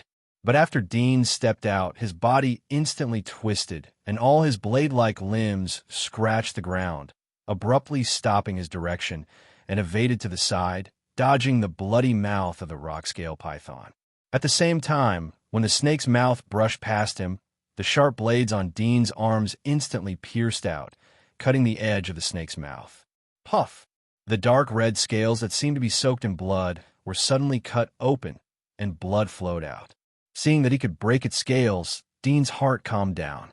All his blade-like limbs quickly stirred, and the blade-like limbs pierced the body of the rock-scale python like nails, driving his body to quickly climb to about 7 inches on its back. This position was the place where the rock-scale python's head could not turn around to bite him. A few bloody holes appeared on the body of the rock-scale python. It was in so much pain that it went crazy. It shook its head hard, trying to shake off Dean, but to no avail. On the contrary, Dean firmly hooked its body with his blade-like limbs and vigorously waved his arms, cutting the flesh and scales on its back until blood flowed out. The rock-scale python's huge body twisted wildly in pain, shaking the ground slightly. It turned its head toward its body and used its body to squeeze Dean on its back. Dean did not dare to neglect. He quickly used his blade-like limbs to cut a bloody hole. When the rock-scale python squeezed with its body, he immediately jumped into the bloody hole and drilled inside. Not long after, the rock-scale python gradually stopped struggling and laid on the ground. Its head weakly stretched out from its body and slithered forward in a serpentine manner. It slowly raised its head and crawled forward, as if it wanted to drag its heavy body away. However, after swimming for 7 or 8 meters, it slowly stopped. Its head hit the ground, and it no longer moved. From the back of the rock-scale python's neck, Dean crawled out like a bloody man. His blade-like limbs were stained with blood, looking particularly ferocious. He shook off the bloodstains on his body and jumped down from the rock-scale python's body to the middle part. He used his blade-like limbs to cut its belly and drilled inside. After a moment, he walked out from inside with a kettle-sized snake gallbladder. The gallbladder of the rock-scale python was the main ingredient of the top antidote. If taken directly, it could detoxify most of the snake venom. Even if one was not poisoned, he could still take it to greatly enhance his resistance to poison. After taking the gallbladder, Dean came to the front of its head, opened its mouth, and broke the 4 sharp fangs in its mouth. Generally, the teeth of snakes were relatively fragile, so most of them hunted for food by swallowing them. But the rock-scale python was different. Its teeth could be said to be the hardest part of its body, and they were excellent materials for forging magic weapons. Although he had the demon hunter tool and did not lack offensive weapons, these fangs were suitable to be used as trap materials. After taking these 2 treasures, Dean glanced at the completely dead rock-scale python. He sighed in his heart. This was the wilderness. When they met, it was either to kill the other or to be killed by the other. There was no unnecessary nonsense or words. The loser would die. He picked up the 4 dagger-length fangs and carried them on his back. The gallbladder was stored in a sealed jar in case it was poisoned. Although there were a lot of valuable things on the body of the rock-scale python, Dean's backpack had limited space. He was too lazy to take things that would not play a big role in crossing the abyss. I didn't expect to see such a thing in the outermost part of the abyss. Dean carried the backpack, put away the demon hunter tool, and continued to move forward with Aisha. His heart was heavy, although the first battle was victorious. Only he knew the danger of the previous battle. If his reaction was a little slower, perhaps he would have died at the moment. In the blink of an eye, the body of the rock-scale python was left behind. Dean went all the way forward. Before long, he met 2 undeads wandering on the plain. The appearance of these 2 undeads was extremely strange. Although they were called undeads, they were more like the drawings of the Bugman that Dean had seen in the materials of the monster laboratory. One of the undeads was in the shape of a spider. Its body was lying on its stomach, and its buttocks were swollen. There were 4 or 5 sharp legs under its abdomen. The appearance was the color of human skin, but the shape of the legs only had 3 toes, and each toe was extremely long and as sharp as a dagger. The body of the other undeads was bent backward. It seemed that its spine had been crushed. Its chest was facing the sky, and its head and buttocks were about to collide. There was a huge crack in its chest, and the shadow inside was full of sharp teeth. Dean had never seen such an undeads in the Monster Atlas. He was afraid. After all, it was an undeads that survived in the abyss. Just looking at its shape, it was very unusual. He glanced at Aisha, hesitated, and decided to take the risk and give it a try. He threw a stone to attract the spider-like undeads and let Aisha control it. After the spider-like undeads quickly crawled in, Aisha stepped forward and growled. Her crystal-like pupils seemed to glow with a strange light. At this moment, she was no longer the usual silent and sluggish appearance. She seemed to be a god standing above all things, with a kind of ferocious and evil aura. The body of the spider-like undeads suddenly stopped. The disheveled head was full of ferocity, but there was obvious fear in its eyes. Its mouth was slightly closed, and its body was shaking. It slowly laid down to show submission. Dean was relieved in his heart. At the same time, he was once again shocked by Aisha's control.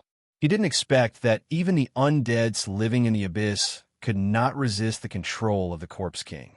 Moreover, this control seemed to come from instinct. What was it that made these unconscious undeads instinctively afraid of the Corpse King? Dean felt that the undeads must be hiding incredible big secrets, but this was not what he could figure out at present. After controlling the undeads, Dean did the same and attracted the cracked chest undeads. Aisha took action and easily controlled it again. Dean was satisfied. Now there were 2 undeads as stepping stones. It was good. Moreover, these 2 undeads were fast. It was estimated that they could compete with the masters of the war god level, or even win. After controlling the 2 undeads, Dean continued to move forward. After walking for 40 or 50 miles, Dean once again met a few monsters like giant rats. The heat intensity was not high, just at the limitless level. But the appearance of the giant rats, coupled with such power, seemed a bit terrifying. Dean controlled the 2 undeads to kill several giant rats, and then continued to move forward. As he went deeper and deeper, Dean found that the landforms of the abyss were very different. Sometimes it was a plain with tall weeds, and sometimes it was an arid desert. In the desert, there were small areas of swamps like rain pits. There were a lot of strange creatures hidden in them. Dean saw them with his X-ray vision and avoided them in advance. It seems that although the monsters in the abyss are strong, the number is not as dense as in the wasteland. Dean thought in his heart. Along the way, he did not encounter many monsters and undeads, but all the monsters were strong. Few of them were below the level of pioneers. For those pioneers in the wasteland, this was undoubtedly a world of death. As long as they encountered a monster, it may be a life and death struggle. In addition to the first rock python he met, Dean walked for hundreds of miles but didn't meet any other Dominator-level monsters.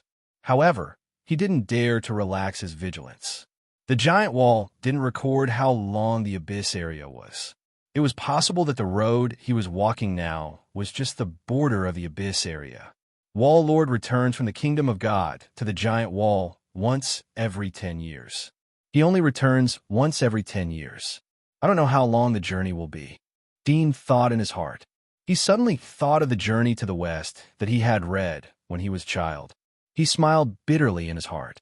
He felt that he was now like Tang Sung in the journey to the west. He had to travel through mountains and rivers to obtain scriptures. He did not know how many monsters would he meet on the way. What was more sad was that he was not like Tang Sung, who had a relationship with Sun Wukong at the beginning. He could only rely on himself and Aisha. Thinking of Aisha, he looked at her and suddenly felt balanced in his heart. She was enough. In the blink of an eye, he had been in the abyss for 3 days. Dean walked during the day and only rushed during the day. Even so, he had walked nearly 200 miles. As he gradually went deeper into the abyss, his original idea was gradually broken. The number of monsters he met along the way was increasing. Huge corpses of monsters could be seen everywhere. Their skin and bones were still there, but they were hanging like rags. When he came to the foot of a gloomy mountain, Dean suddenly stopped. His eyes fell on a huge claw print. This claw print was about 6 to 7 meters long and 3 meters wide. It was not difficult to imagine how huge the owner of this claw print was. But Dean had seen countless claw prints of this size along the way. But this time he could not move his eyes away, because there was a person embedded in the claw print. A normal-sized person. Dean hadn't seen a normal human since he came to the abyss, except for Aisha, who was next to him. Even the undeads had mutated into an extremely ferocious appearance. They were half human and half beast. It was difficult to distinguish them. The person in the paw print was facing the ground, pressed down by the paw print. It seemed that the monster in the paw print had stepped on him. However, the monster did not seem to notice the person, or perhaps it thought that the person was too small and was too lazy to pick him up to eat, so the person just lay there in the paw print. Chapter 823. He used his sharp limbs to dig the body out of the soil. It was a man with flaxen hair and a western face from the old era. He had a high nose and deep eye sockets. His face was pale, and the blood that overflowed from his mouth and nose had covered most of his face. The blood stains had long dried up. There were no injuries on his body. It seemed that he was suffocated to death by being pressed alive. Dean looked at the clothes on his body. The upper body was an animal skin. There was a string of vertical bones hanging from his neck. There was an oval scale sewn on the chest of the animal skin. It seemed to be used to defend against frontal attacks. He was holding a conical thong in his hand. The handle was rough and the tip was sharp. In addition, there was a water bag and backpack on his back, but they had long been flattened. This primitive dress made Dean's heart ripple. It reminded him of the barbarians who were banished to the radiation zone of the outer wall. Did it mean that there was a group of barbarians in the world outside the wall?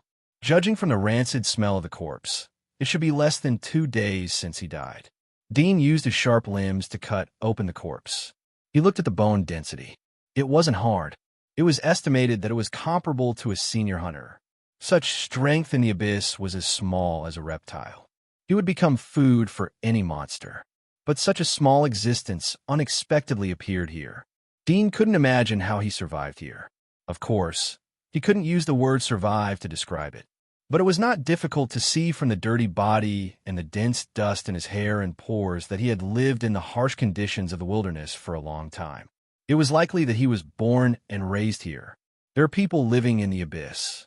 Moreover, it is an abyss walker. It's such a weak person. They must have a special way to hide here and know how to avoid the monsters here. Dean's heart suddenly became hot. If he could find these people and learn from them how to survive in the abyss, it would certainly help to improve his success rate of crossing the abyss. Thinking of this, his mind suddenly became active. He carefully examined the things on the body and opened the bag that was flattened. There were some leaves and flowers inside, but they were all flattened. In addition, there was also the corpse of an insect wrapped in a cloth that had been pressed into a pulp. Dean saw the insect's corpse. He thought of the mythical worm, but the insect's corpse didn't emit the slightest smell of mythical worm powder. He thought about it and put away the bug's body. He also put away his backpack. He searched the body again, but he didn't find anything that could help him avoid the monster. After pondering for a moment, he squatted down and took the vertical bone necklace from his neck. Then, he dug a deep pit and buried the corpse. After doing this, he raised his head and looked around. He saw many red dots among the flowers. They were about the length of a finger. They were the poisonous insects in the jungle. They could easily climb onto him when he was moving through the jungle. In addition, there were no other large heat reactions. This person's strength is low. He shouldn't dare to move too far away from his residence. He came out to look for food. A hunter's footsteps won't be too fast. His residence should be nearby. Dean thought. He took Aisha and controlled the two undeads to open the way in front. He was ready to search within a radius of 100 miles around the corpse. He walked very cautiously, always observing the heat reaction within his field of vision. It must be known that this person died not long ago, but he was trampled to death by the huge footprint, indicating that the owner of the footprint was likely to be wandering nearby. Dean followed the footprint forward. Along the way, he saw a lot of traces of trees being trampled flat and some monsters being trampled to death. After walking for 7 or 8 miles, Dean finally saw the owner of the footprint.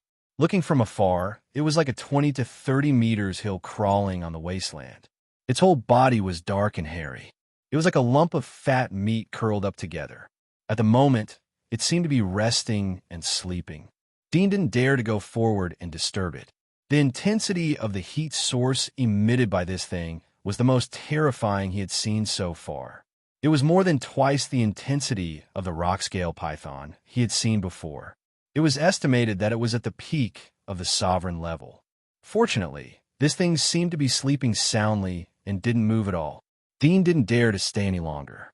He controlled the two undeads to take a detour and leave from another place. Dean searched around the mountain where the man's body was buried.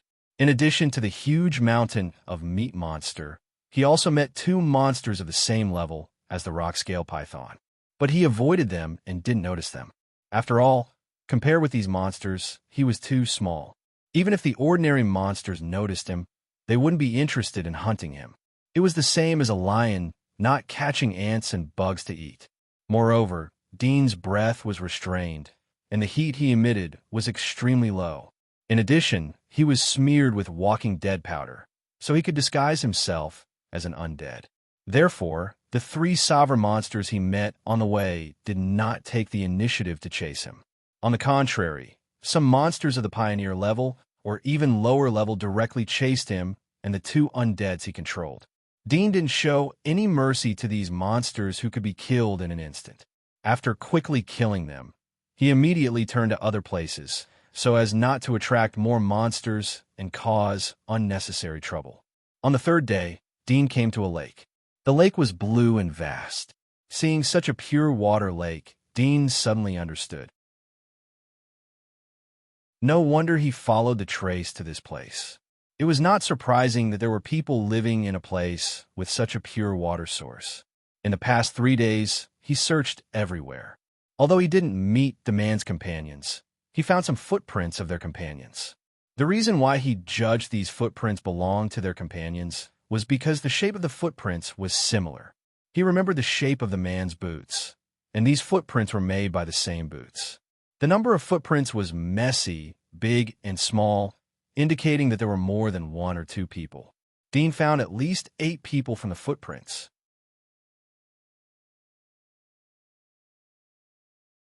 Chapter 824. Dean took Haisha and hid in the grass by the lake.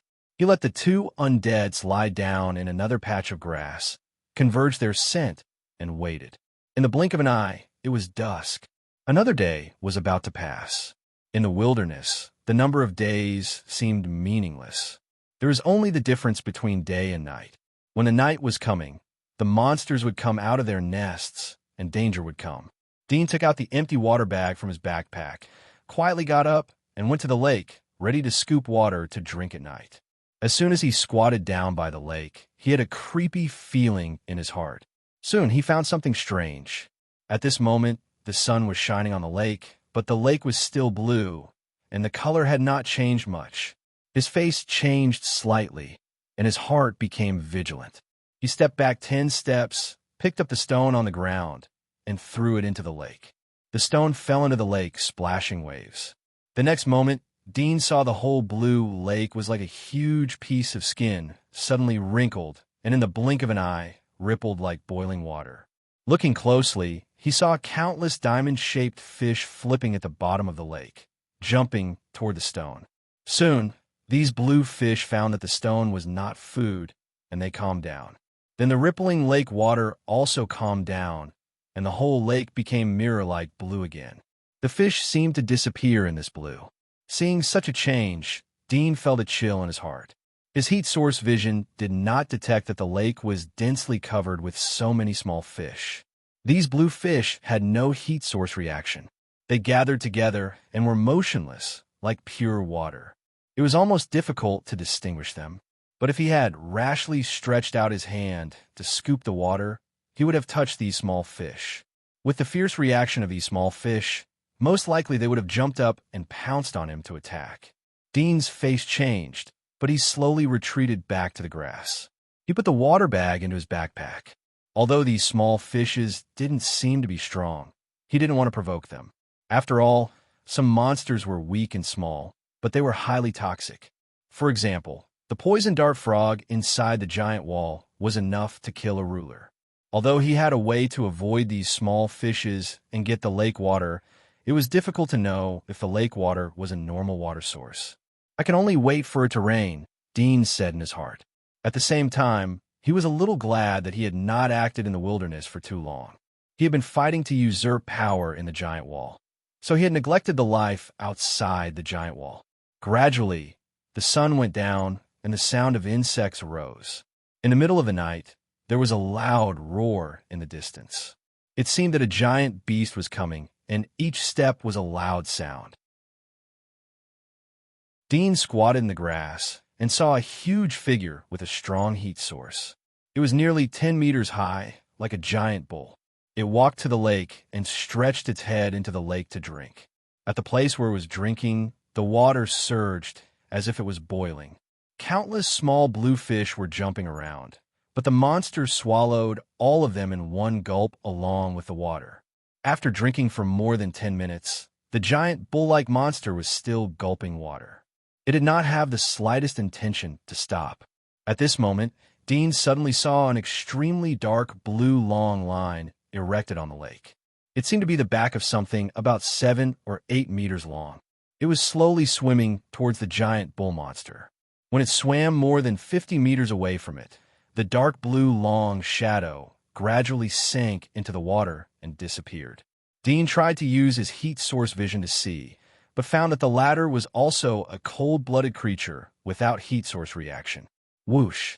Suddenly, in less than 2 seconds, water sprayed out from the bottom of the bull monster's bloody mouth, and a strange dark blue fish jumped out of the water. This strange fish did not have fins under its abdomen, but sharp claws.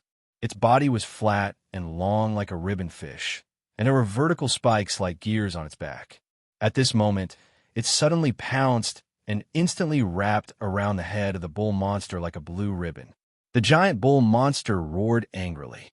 Its hooves stepped high on the lake, splashing sand and stones into the lake. Its body quickly retreated to the back of the lake, violently shaking its head. The dark blue strange fish saw that it was about to retreat from the lake, and immediately released its head and retreated back into the water. The giant bull-like monster continuously retreated dozens of meters, but still had a look of lingering fear. It panted and roared, as if it was unwilling to show off. Then it turned its head and slowly turned away. On the other hand, the strange dark blue fish swam by the lake for a moment, then slowly swam towards the center of the lake, gradually sinking to the bottom of the lake. Everything returned to normal, and in the cold night, it was as if nothing had happened. Dean was surprised. He didn't expect that in addition to the small fish, there was also the previous terrifying strange fish.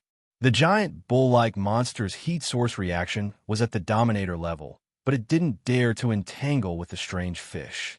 A few hours later, Dean heard the roars of monsters coming from the distance. It seemed that several monsters were fighting. Dean half squinted his eyes. He was on guard while cultivating his spirit. He had long been accustomed to the night scene in the wilderness. It was not like the inside of the giant wall, where the rich nightlife had just begun. There was only cold scenery and monsters here. Unknowingly, it was dawn. At dawn, Dadian was sleepy and ready to take a nap.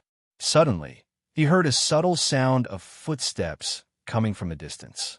He turned his head and saw two figures coming from the bushes in the distance. It was the figure of two humans. Dean's eyes lit up. Finally, they appeared outside the giant wall. The intensity of the heat source of these two people wasn't high. One was a senior hunter, and the other was a primary limitless. Both of them were extremely cautious. They walked and stopped to observe the movements around them. From time to time, they squatted down and picked up the soil on the ground to sniff. Dean held back the excitement in his heart as he secretly observed. After a while, the two of them carefully groped their way to the edge of the blue lake. They raised their heads and looked around. After seeing that there was nothing strange, the two of them seemed to relax a little. They grabbed the spears on their backs and went to a shallow spot by the lake. They looked into the water and then fiercely stabbed the spears into the water. With a splash, the spears pierced into the water, and the bottom of the water immediately churned violently. The man quickly looked up and saw a small blue fish on the spear. It was struggling. Its vitality was extremely tenacious. Chapter 8:25. Blue light surged on the surface of the lake, and a large number of blue fish gathered in the shallow water in front of the two men's feet. The two men seemed to know the habits of these blue fish very well, so they didn't panic. They were still steadily stabbing the fish with the spear. The other man was carrying the fish in the bag. In the process, the two looked up at the lake from time to time, as if afraid of something. Dean thought of the strange fish he saw last night. He thought that if the strange fish swam over, the two of them would most likely suffer. Thinking of this, he suddenly changed his mind. Wasn't this just an opportunity to get to know them? If he rashly came forward, it would inevitably arouse the vigilance of these people. But if it was a life-saving grace, it was undoubtedly the fastest way to enter the other side. However, looking at the vigilance of the two men, they were already prepared. Counting on the strange fish to attack them, the chances were slim. He soon had an idea. He shook the bell in Aisha's ear very slightly. Aisha heard the sound and controlled the two undeads in the distance to climb up from the grass and swim towards the two men by the lake. The two men by the lake moved quickly. In the blink of an eye, they had stabbed more than a dozen fish. They were about to turn and leave, but saw two ferocious undeads coming out of the woods. The two men were scared and pale. The man with the spear quickly reacted. He took out a handful of powder from his backpack and patted it on his body. At the same time, he patted the powder on his companion's back and pointed to the fish in his companion's hand. The companion was stunned for a moment. There was a trace of reluctance in his heart, but he quickly put the fish in the bag on the ground. Then the two men slowly moved to the side. Dean smelled the smell of the undead powder. He couldn't help but feel a trace of interest. They actually knew how to make undead powder to avoid the undeads. No wonder they could survive in the abyss. However, He let Aisha control the two undeads and walked straight towards the two men. At the moment, the two men had moved to the other side like thieves. The middle-aged man with the spear was very nervous. He held his companion's hand tightly to calm him down. But the next moment, the two undeads didn't look at the fish bag on the ground and directly rushed to the two men. The middle-aged man's pupils constricted in fear. Run! With that, he turned around and ran. However, their speed could not be compared with the two pioneer-level walking corpses. In the blink of an eye, the roar of the two people was approaching from behind. The hysterical and hoarse roar made the two people's hair stand up and their scalps numb. The blood of the whole body seemed to flow backward in their brains. Their hearts were beating wildly. They only felt that death was approaching infinitely. But in the next moment, the two of them saw a figure in ferocious armor suddenly jump out from the bushes in front of them, holding a black broadsword and charging straight at them. The two of them were dumbfounded. They didn't expect to see other humans here and couldn't wrap their head around it. In the next moment, Dean passed by the two men and waved his broadsword to meet the two undeads behind them. He didn't kill them directly, but deliberately fell into guerrilla warfare. At the same time, he maintained the upper hand, so as not to be in a disadvantageous position and scare the two directly away. After all, it was the norm in this wilderness to not help others. The two men turned their heads and saw Dean fighting fiercely with the two undeads. The panic in their hearts was slightly stabilized. Soon they saw the situation of victory tilting towards Dean's side. In the joint attack of the two undeads, Dean performed with ease, but occasionally it was somewhat thrilling. After 2 minutes of guerrilla warfare, Dean drilled a gap and beheaded one of the blade undeads. The splitting sword directly cut off its head. After killing one undeads, the remaining one was also killed by Dean's broadsword in the blink of an eye. Dean exhaled lightly and forced out hot sweat. He turned to the two men, wiped the blood on the broadsword, and put it away to show that he was not hostile. The two men were relieved to see that Dean was not malicious. The middle-aged man reached out to his chest and said gratefully, "Thank you for your help. My name is Prelay. What's your name?" When he asked, he looked at Dean with respect and curiosity, especially the hideous armor on Dean's body, which made his eyes a bit envious. Dean was surprised to hear his language. It was English. At the same time, he was relieved. If it was another language, it would be very troublesome to communicate. He quietly observed the two men. From their expressions, there was no rejection and vigilance, indicating that his plan was half successful. He said in English, "My name is Dean. It's safe here. They were all killed by me." He didn't directly ask the identity of the two men, but inadvertently repeated the previous things to increase the impression in their hearts. Hearing Dean's words, Prelate glanced at the two heads of the undeads rolling behind Dean's feet. The gratitude in his eyes was even more intense. He said, "Thank you for your help. Without you, we would have been dead." "It's nothing. Don't mention it," Dean said. At this time, the dawn shone from behind Dean. Priley's face slightly changed as if he was awakened. He said to Dean, "Mr. Dean, the night is coming. It's very dangerous here. Would you like to go back to the camp with us? I want to thank you for saving our lives." "Me too," his companion, who had a few crooked scars on his face, said with sincerity. Dean felt strange. Wasn't it safer to come during the day? How could it be dangerous? He didn't ask much. He nodded. "Okay, wait for me. I have a friend. I'll ask her to come with us." Prelay was stunned. There was a trace of hesitation in his eyes. At this time, Dean had turned to the grass. He pulled Aisha up and said to the two men, "Let's go." Prelay glanced at Aisha, and a trace of amazement flashed in his eyes. Although Aisha was wearing a veil, but he could still see the flawless outline of her cheeks. Moreover, her white skin and graceful figure were out of place in the surrounding environment. Okay. Prelay nodded.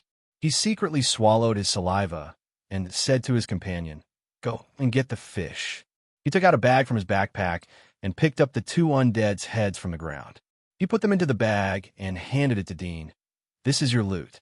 Dean said, "It's for you." Prelay was startled. He didn't expect Dean to give him such a precious thing. He stared at him. For me? Really? Really? Prelay couldn't help but be excited. He held the two heads in his arms and thanked Dean again and again. His companion came over with the fish bag. He looked at him with envy. Old Prelay, this thing can be your heirloom.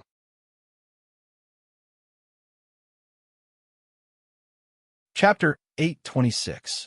Dean held Aisha's hand and followed the two back the way they came. After walking for 7 or 8 miles, they came to a canyon separated by 2 mountains. Dean had been here before when he went to the lake. He had seen the footprints of Prelay and the other abyss dwellers, but he didn't find any traces of habitation.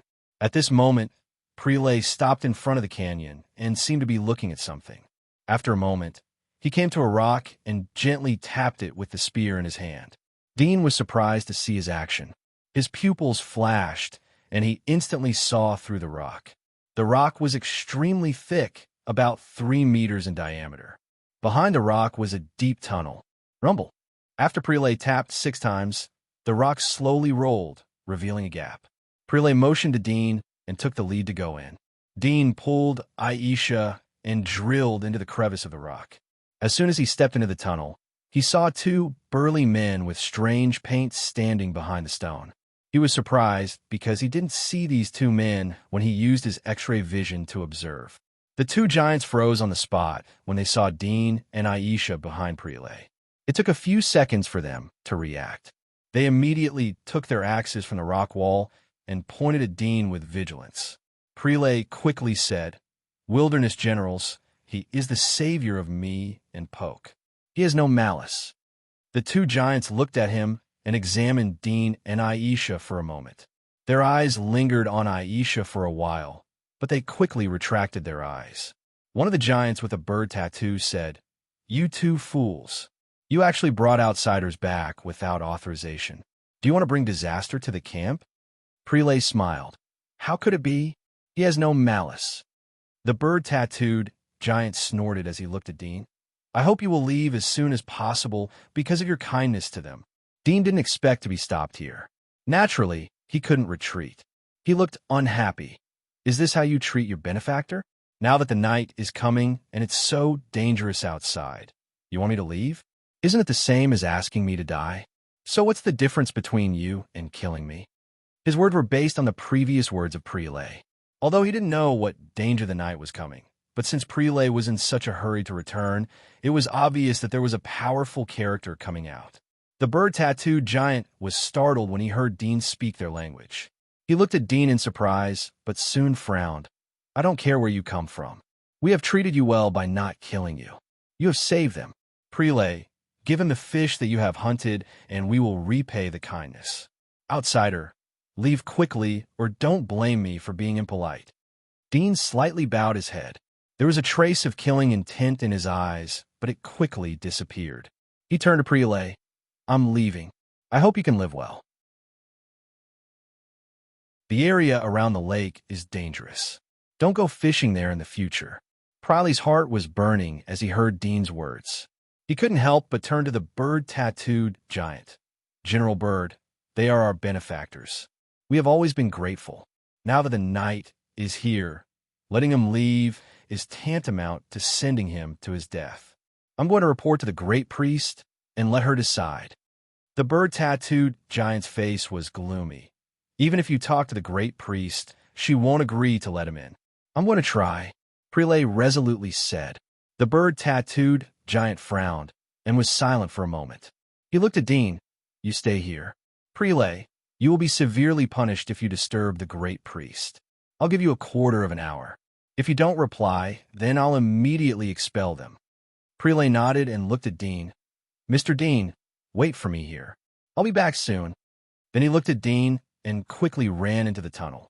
Dean looked at Preley's back, but his eyes quickly entered magic pupil state. His field of vision quickly extended. He saw that the sand and stones in the dark tunnel were clearly visible, extending all the way to the bottom. In the blink of an eye, Preley's figure disappeared without a trace. At the end of the tunnel, he couldn't see any heat source. Dean didn't look at it and quietly withdrew his eyes. "Mr. Dean, I'll accompany you." Priley's companion said. Dean nodded to him. Thank you. In the blink of an eye, 10 minutes passed. Dean silently calculated the time. There were still 3 minutes before the quarter hour. He saw Priley's figure appear at the end of the tunnel. He was panting, and his expression seemed to be very happy. Dean was relieved to see his expression. Bird General, the great priest said that I'll take them to see her. Prelay panted and raised a piece of brocade cloth in his hand. The word God was embroidered on it. The bird-tattooed giant and the lion-tattooed giant's face changed as they saw the brocade cloth. They raised their hands to cover their chest and knelt on one knee. We will obey the God's order. Dean looked at the brocade cloth but didn't say anything. He nodded to the two giants and turned to follow Prelay into the depths of the tunnel. What is the great priest? Dean asked Prelay. Priley's face showed a pious look. The great priest is the great priest. She is the greatest person here. We follow the instructions of the great priest to survive in this evil land. Dean's eyes lit up. It seemed that the great priest was their leader. However, a person like Prelay was able to meet the great priest. It showed that the number of survivors here wasn't that large. If it was a tribe of hundreds of thousands of survivors, then the leader wouldn't be able to meet in 10 minutes. The number of people here was likely to be less than 3,000 or even less. Dean was a bit at ease after speculating about the situation here. But he still had a trace of fear as he couldn't see the two wilderness generals with his X-ray vision. He didn't know the reason why.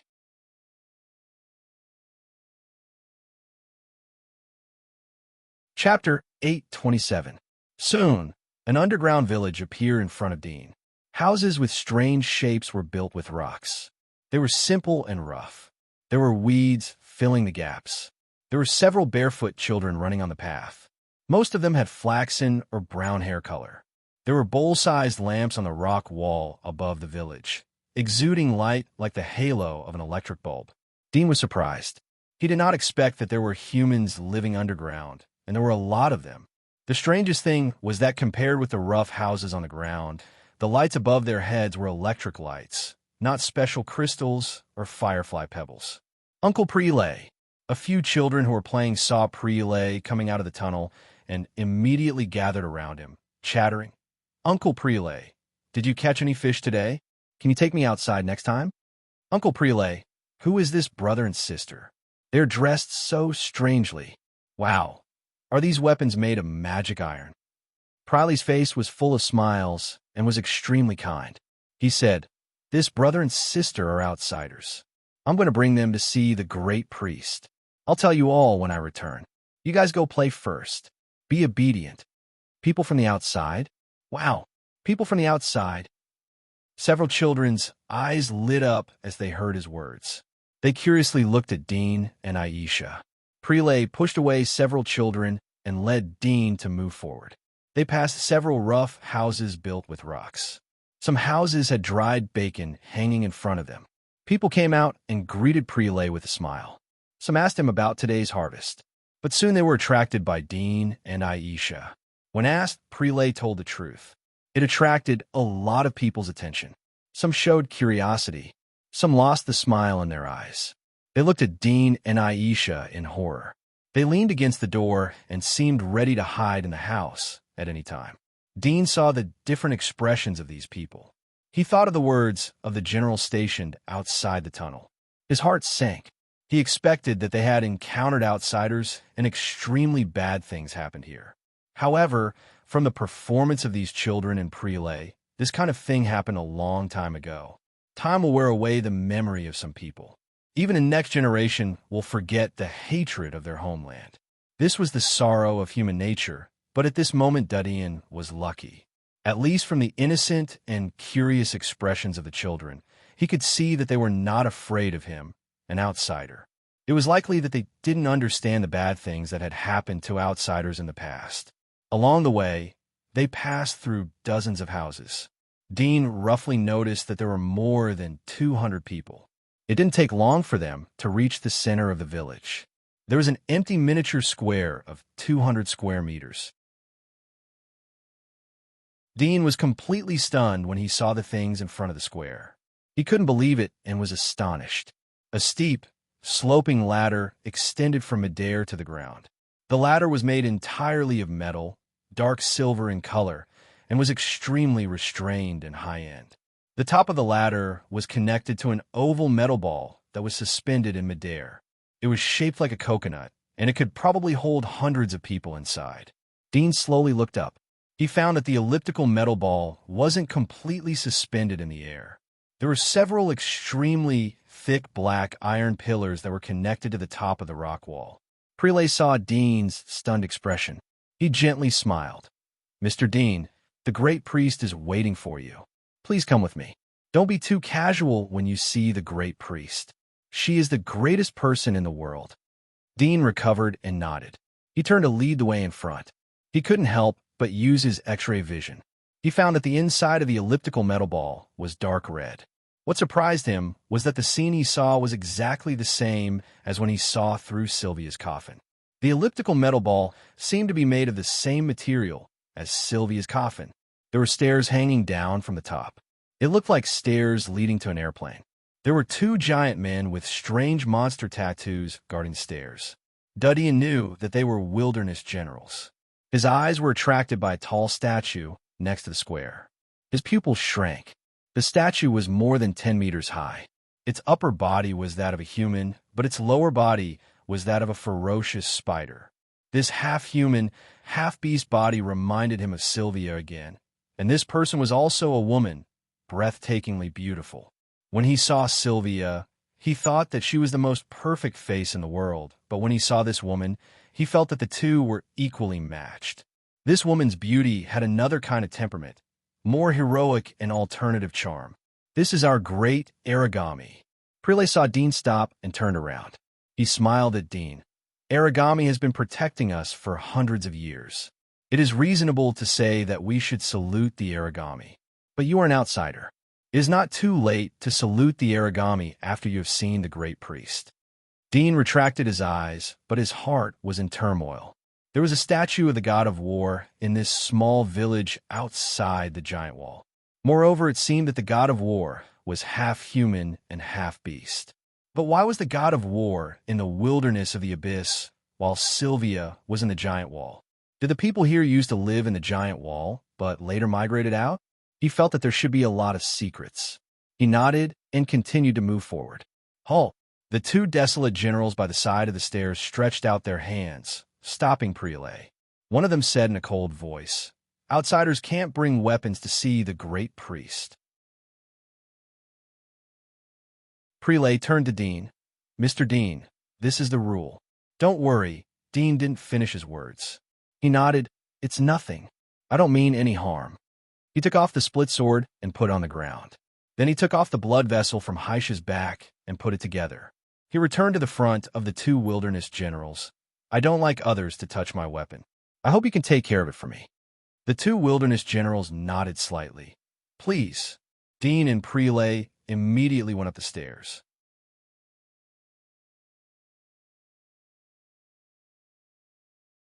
Chapter 828. Whoosh! The metal door slowly rose, and a woman's body fragrance floated out from inside. Dean's heart slightly moved. He was more and more convinced that there was electricity here, but the rough rock house outside seemed to be completely incompatible with the technological level of electricity. He glanced into the cabin and saw a bright red carpet covering the entire aisle. The inside was very spacious, and the walls were emitting holes, illuminating the magnificent interior. Everywhere was bright and luxurious. Prelay bowed his head and took off his shoes. He walked in quietly. Dean didn't wait for Preley's order. He also took off his boots and walked barefoot on the carpet. He felt that his feet were very warm and soft. It was a huge oval room. After turning the corner of the cabin door, Dean saw the other end of the room.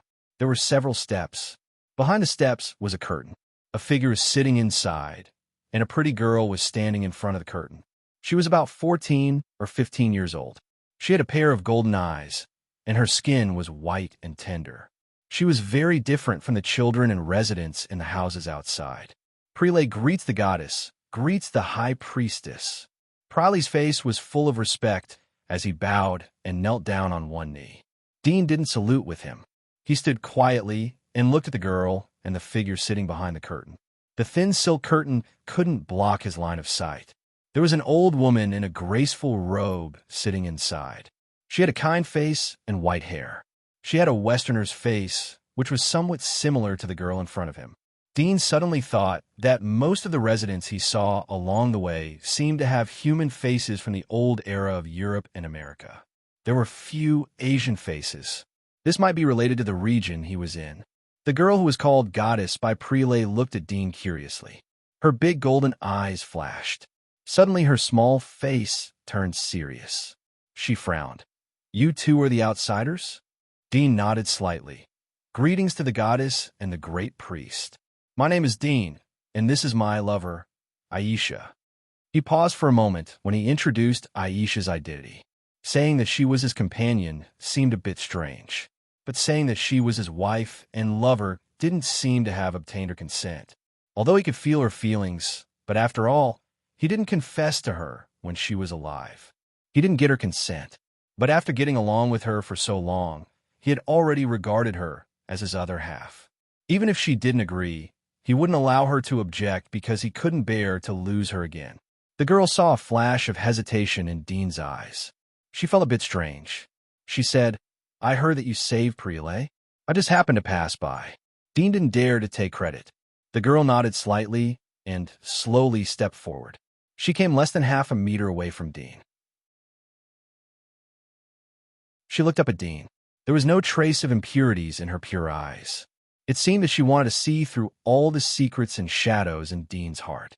However, Dean had climbed all the way to the position of the wall master. He also looked down at her.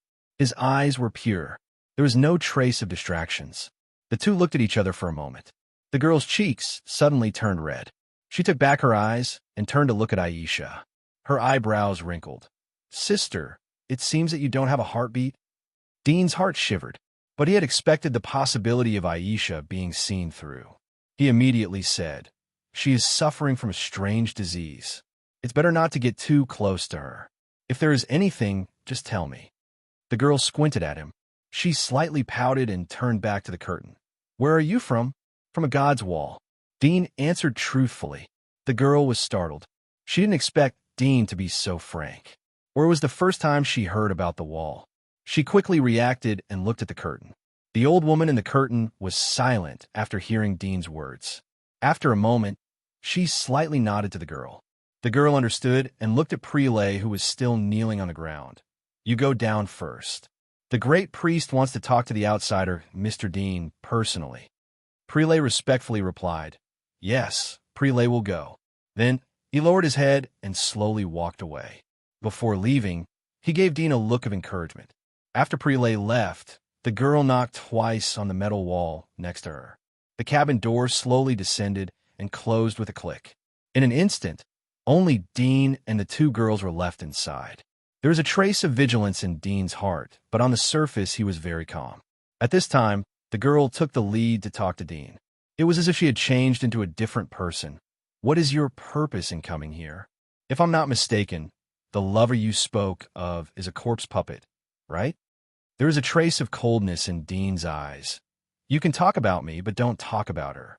I told you that she has a strange disease. I came here just passing by. I didn't expect to meet you here. I didn't know that there are people who can survive in this area. If I had a purpose, I would have attacked you long ago. In my opinion, are you the leaders here?" The girl sneered. "Do it? Do you think you can get out of here alive if you do it?" Dean's heart moved. He had deliberately said so. But looking at the girl's appearance, there seemed to be some kind of mechanism in the spaceship-like metal cabin. When he saw the electricity, he had no intention of using brute force to conquer this place and dig out its secrets. He immediately revealed an angry expression and said, "Is this how you treat your benefactor? If you suspect me, why did you come to see me?" Seeing the anger in Dean's eyes, the coldness in the girl's eyes slowly faded. She turned to look at the old woman in the curtain. The old woman nodded to her and took out a bracelet from her sleeve. The girl immediately understood and took the bracelet from the curtain. She turned to Dean. "I was presumptuous before. We have been attacked by outsiders like you and almost destroyed. So I am more worried that you will come here with other purposes like the outsiders. It seems that you really have no intention to come here. The great priest has some questions to ask you. Please put on the bracelet." Dean looked at the pure, white metal bracelet in her hand and deliberately showed a gloomy look. "What is this?" "This is the god's bracelet. It contains the power of origami and can see through all lies. If you really have no intention to come here, please put on the bracelet. If you don't want to, please leave here," the girl said seriously. Dean frowned slightly. It was obviously impossible to leave. Moreover, she had already said it. If he didn't put it on, it would mean that he had a guilty conscience. It was tantamount to acquiescing that he came here with other purposes. Then he might not be able to leave safely. It was very likely that they would activate the mechanism in the metal cabin. The mechanism he was most worried about was the laser. Thinking of this, there was a trace of regret in his heart. He shouldn't have boarded this pirate ship. However, with the previous situation, he had no choice but to go down. He could only bite the bullet and go down. If they really fell out, he felt that he could at least kill or capture the girl and the great priest when the mechanism was activated. Moreover, it could be seen from the fact that the girl had to manually close the cabin door.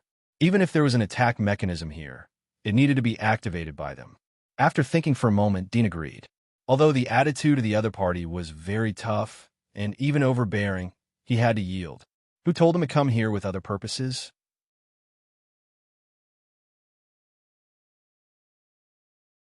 Chapter 829. The girl looked at Dean, but didn't say anything. When Dean raised his right hand, she stepped forward to put the bracelet on Dean's wrist. At this moment, Dean suddenly turned his palm into a claw and quickly grabbed her wrist. At the same time, his other hand grabbed her neck. All of this was done in an instant. In the blink of an eye, the girl was subdued by Dean and became a hostage. "You!" The girl's face turned pale. The old woman's face changed. She put her hand on the steps next to her. "I mean no harm." Dean quickly opened his mouth and released the girl. He looked at her calmly. "I just want to tell you that if I was a bad person, I would have the opportunity to capture you and then use you as a hostage to leave here." The girl was released by Dean. She rubbed her neck and coughed twice. She stepped back a few steps and looked at Dean while gnashing her teeth. "You sneak attack." Dean didn't speak, but looked at the old woman in the curtain. "I hope my kindness can also be returned by your kindness." The old woman saw Dean release the girl. Her body also relaxed, but her eyes were obviously more dignified. The girl turned to look at the curtain. The old woman nodded slightly to her. The girl understood. She turned her head and stared at Dean. "We won't hurt you. This ring is only effective against evil people. If you have good intentions, you'll be fine." Dean didn't say anything and handed it to her. The girl was obviously vigilant this time. She quickly put it on Dean and then quickly returned to the curtain. Dean glanced at the ring on his wrist. The material was very light. There was a screen flashing with wavy lines. In addition, there were a few English letters next to it. This shape combined with the girl's words reminded him of the lie detector he had seen in the super chip. "Did you really come to us without any malice?" The girl angrily asked Dudian. It was obvious that she was still concerned about the previous matter of being captured by Dudian. Dean looked up from the ring and looked at her lovely little face. He calmly said, "Of course not. I have already expressed my position. Can't there be a little basic trust between people?" "Well, it's useless to talk." The girl slightly pouted and said, "Was it really an accident that you saved Prelay?" "Of course," Dean said without thinking. The girl raised her eyebrows and said, "Then why did you leave your hometown and come here?" Dean frowned and thought for a moment. "This is my private matter." The girl snorted and said, "If you don't tell me, how will I know what secrets you have? What if you're coming for us?" Dean sighed. "There is no harm in telling you, since you don't believe me. I want to see the world outside of the wall. As you can see, my lover is suffering from a strange disease. There is no way to treat her in the wall. So I want to see if there are other people living in the outside world. I want to see if there is a way to cure her." The girl looked at him and seemed to believe him. The dissatisfaction on her face gradually disappeared. She said in a low voice, "We also have no way to treat this sister. She is not suffering from strange disease, but a very terrible, evil poison. Generally, people who suffer from this kind of evil poison will even attack the people closest to them. I don't know why she did not attack you. I know that her disease is contagious. That's why I told you not to get too close to her," Dean said in a sad tone. The girl slightly raised her head. I knew that there was something wrong with her physical condition. I wouldn't let her bite me. Dean lowered his head and didn't speak again. The atmosphere was a bit sad. The girl came to her senses and coughed awkwardly. She stepped forward and said, "I'll take off your divine ring." Dean looked at her. "Are you willing to believe me?" The girl's cheeks reddened as she looked at Dean's bright and pure eyes. "I will listen to the great priest." He stepped forward and took off the spirit ring for Dudian. He looked at the screen, and his expression relaxed a lot. He turned back and returned to the front of the curtain. Seeing her like this, Dean was more and more convinced that the ring was an alternative lie detector. After receiving the divine ring, the old woman looked at it for a while before putting it away. Her attitude became much gentler, and she said, "Outsider youth, thank you for saving our clansmen.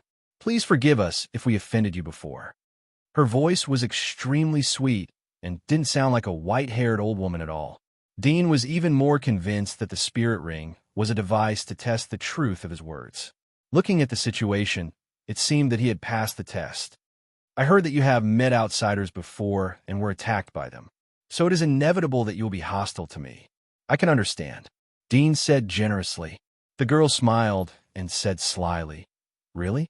Weren't you very nervous just now?" Dean's mouth slightly twitched. He was somewhat speechless. 130 years ago, we met outsiders like you." The old woman slowly opened her mouth. Her sweet voice was refreshing. "At that time, we met outsiders for the first time. We were very happy. We accepted him and treated him well. Unexpectedly, the outsider had ulterior motives. He was ready to enslave us and make us his servants. Fortunately, the great priest was powerful enough to kill him, but the great priest was seriously injured. This matter left a deep lesson for us. That's why we offended you." Dean nodded slightly. He could almost guess that it was a routine. However, the words from the old woman's mouth might not be true. Those who could come here were basically abyssal walkers or even stronger. If these people were in the giant wall, then they would be wall lords. If they were in the kingdom of God, then most of them would be high-level personnel. They would certainly know a lot of secrets. Maybe they came prepared. As for the purpose of attacking them, it might not be to enslave them. After all, there weren't many people here. There were tens of millions of people in the giant wall. How could they lack slaves? Dean felt that the outsider was aiming at the corpses of the war god's family.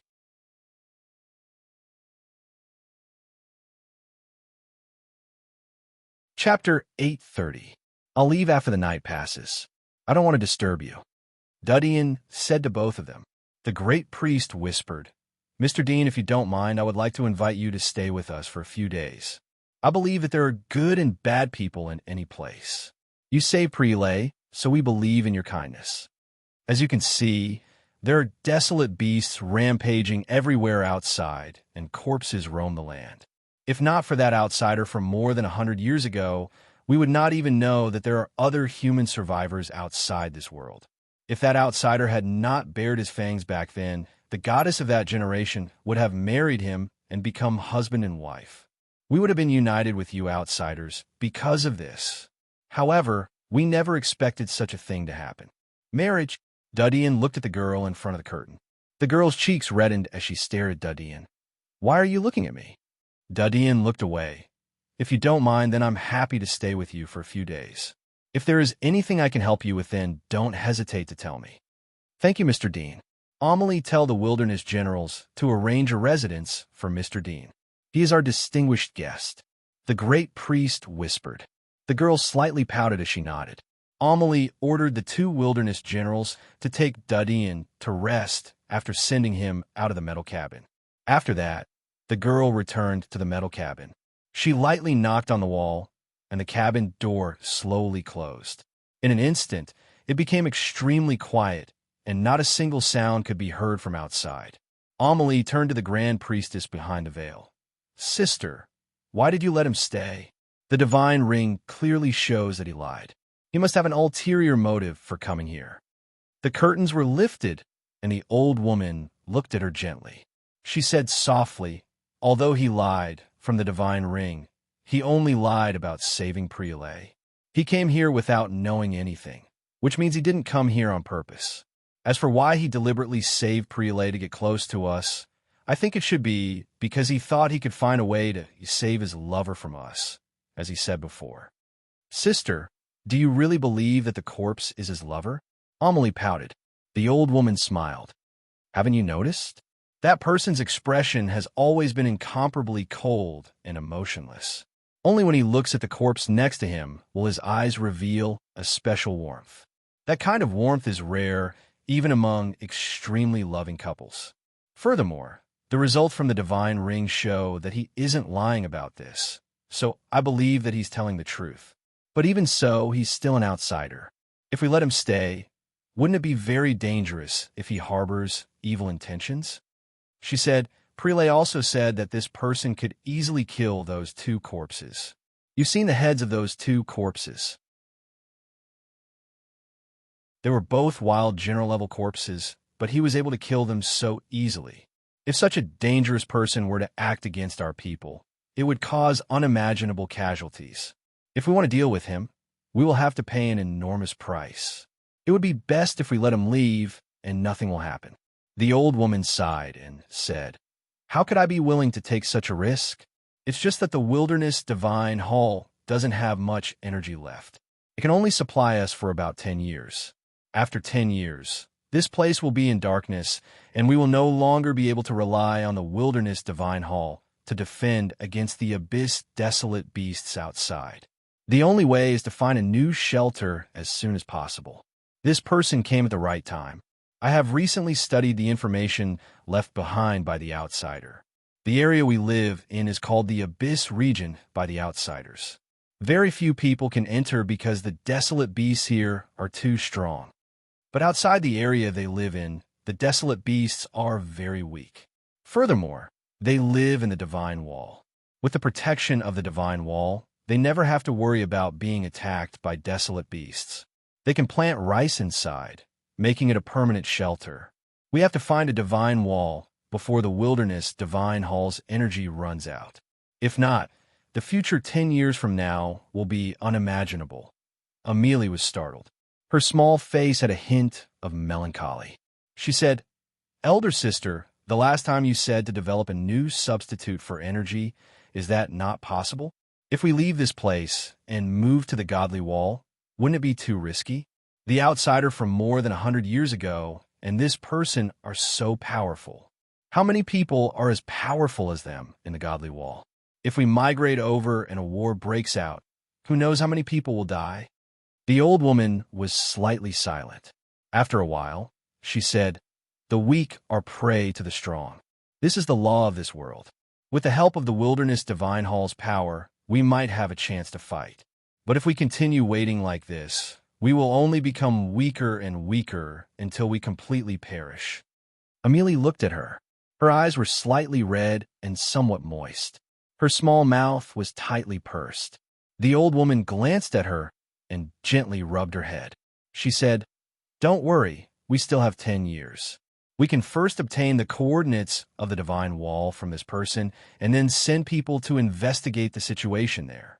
If it is suitable, we will migrate over. If it is not possible, we can migrate to other places. Living here is too difficult. Sister, do you want me to try him again? Amelie asked in a serious tone. The old woman looked at her and nodded. Dean left the small square. He pricked up his ears and listened to the cabin where the great priest lived. But he couldn't hear anything. The cabin door closed, and the inside was completely isolated. He glanced at the huge statue on the square. He thought that there should be a corpse of the god of war here. Each corpse of the god was equivalent to the core of the giant wall. It was no less than the status of the imperial seal of a country in the old era. On the contrary, with the corpse of the god, he could build a new giant wall. Although the strength of the giant wall couldn't be compared with the giant walls of mysterious origin, but it should be able to resist the general monsters. However, he didn't have much interest in the corpse of the god. Instead, he was interested in the whole place, especially the place where the great priest lived. There should be a lot of weapons hidden there. If he got his hands on them, he could use them to kill Aristotle. If the halo is a lie detector, then they shouldn't be able to see that I have already guessed the effect of the halo. They should believe the results of the halo. Dean thought about how to build a good relationship with them. He wanted to get more useful information. For example, why didn't the god of war family live in the giant wall, but in the abyss?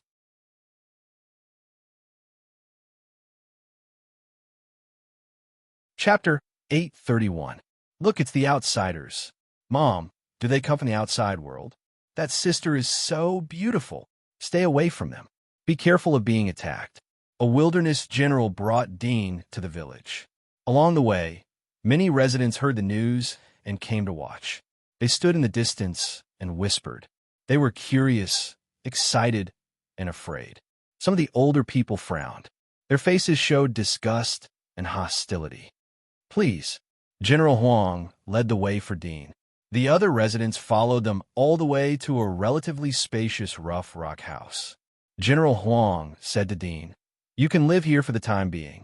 I'll send some living utensils to you. If there's anything you need, just tell me." Dean glanced at the house and nodded. "Thank you. Sorry to trouble you." "You're welcome. I'll go back if there's nothing else." General Huang said goodbye to Dean. Dean took Aisha into the house after General Huang left. The inside was almost as rough as the outside. There was a mat woven with weeds. Next to it was a stone platform. It seemed to be a table. There was nothing else. Dean felt regret as he saw the shabby appearance. 300 years had passed. Even if there was a fault in the civilization, at least they could rely on creation to restore a simple civilized society. After all, the greatest talent of human beings was creation. But this place only maintained the environment of primitive barbarians. He was disappointed. He took out a towel from his backpack and put it on the mat. He let Aisha sit on it to rest. He sat on the straw mat and quietly listened to the whispers of the residents who gathered outside. After listening for a moment, he found that the older people were hostile and wary of him. The young people and children were at a loss. They were just curious. It seems that after more than 100 years, they have forgotten about it. Only the older people know about it.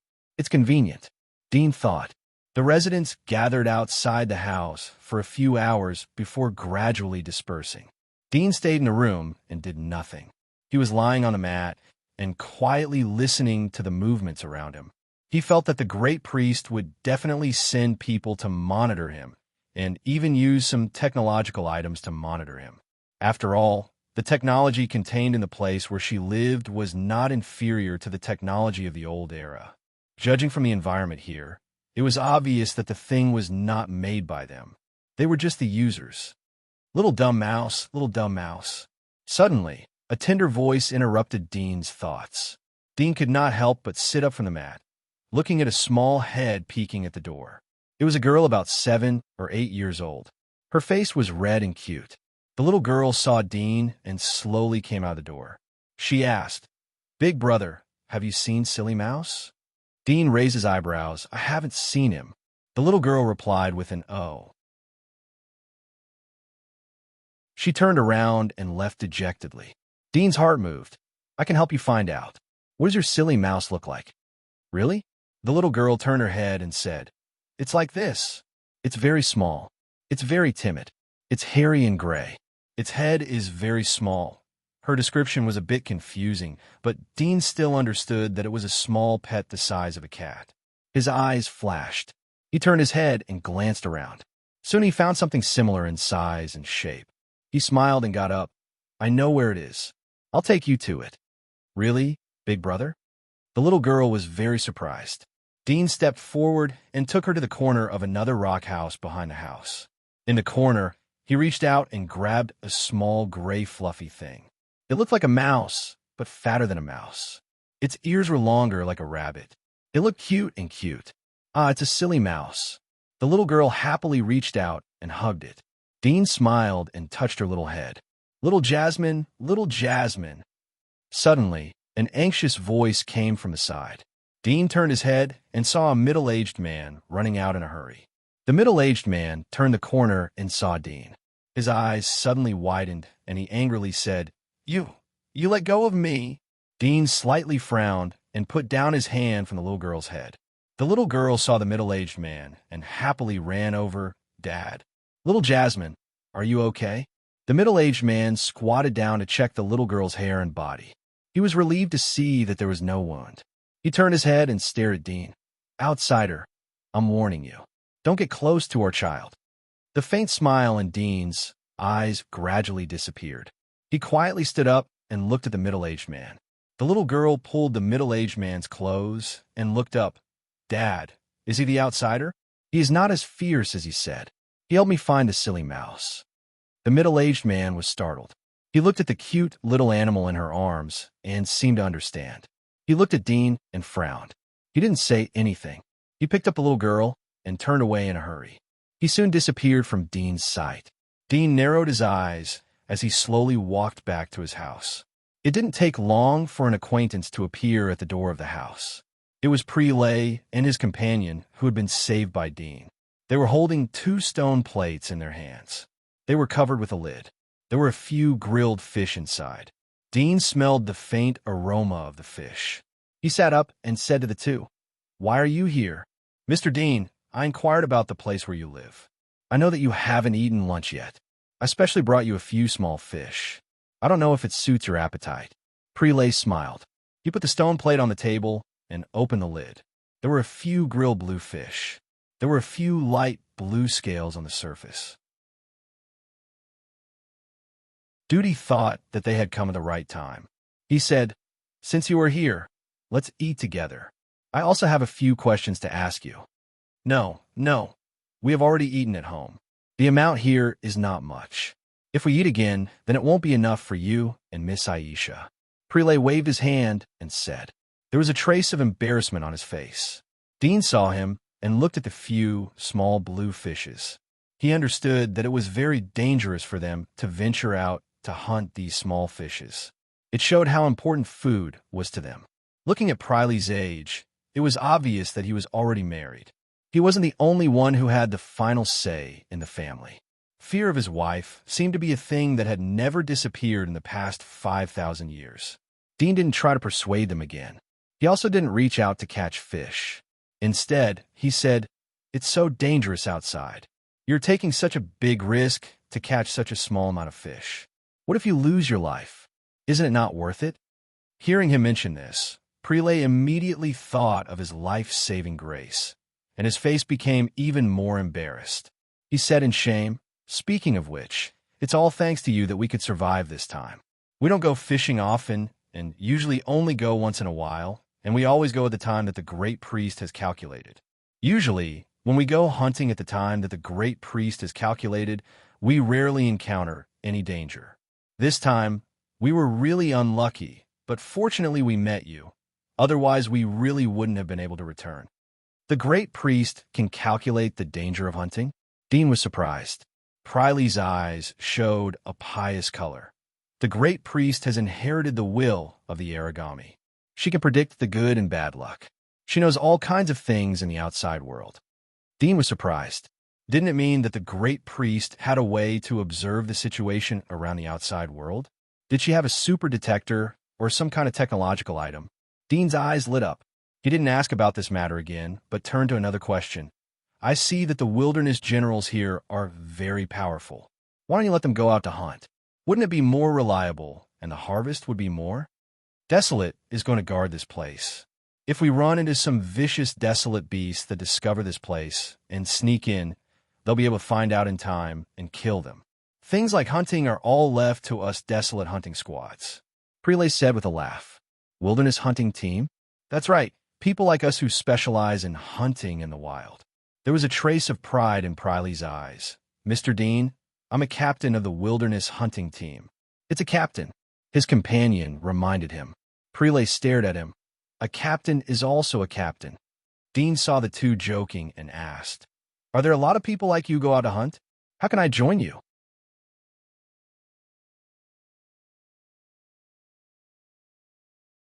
Chapter 832. Earth Dragon Cave, Wild Worm. The former was obviously a place name. so there was no need to ask. But the latter made Dean curious. He thought of parasitic soul worm, but parasitic soul worms were hidden in monsters. He asked, "What is this wild worm? Is it difficult to catch?" With benefactor's skills, it would be easy to catch them. However, to a person who has never eaten a desolate worm, these little things are very dangerous. Although it is easy to catch them, these little things have all sorts of strange abilities. Some have a strong acid that can corrode protective gloves. Furthermore, these little things have a common ability, which is to suck blood and parasitize. If they accidentally touch the body, they will drill into the body. This is very dangerous, and it is very easy to die. Therefore, daring to go to the Earth Dragon Cave to catch a desolate worm is proof of your courage. Prelay said with some pride, "If you don't even dare to go to the Earth Dragon Cave, then don't talk about going outside and facing those horrible wild beasts." Dean was surprised. Priley's words had exposed a lot of information. Can you eat wasteland worms? You didn't eat the wild worms you caught, right? What kind of changes can there be in people who eat wild worms? Priley's eyes showed appreciation. Benefactor is really smart. Wild worms are a great tonic. After eating wild worms, your strength and physical strength will be greatly improved. As long as you eat enough, you can even become a wild general. But wild generals are people who have experienced hundreds of battles in the Earth Dragon Cave. Even people like us who have eaten wild worms to improve our strength are generally not willing to enter the Earth Dragon Cave again. These little things are too dangerous. Even if a wild general goes in, there's a possibility of death. Dean was slightly startled, but there was a huge wave in his heart. Eating wild worms can improve strength? Priley's physique was around the level of senior hunter. Did he eat wild worms to improve it? You said eating wild worms. Is it like this? Dean made an action of throwing something into his mouth. Prelay said strangely, "Yes, otherwise how can I eat it?" Dean was slightly dumbfounded. His heart suddenly had a strong interest in the wild worm. In his understanding of the giant wall of Sylvia, to enhance the physique, he must rely on the parasitic soul worm to inhabit the body.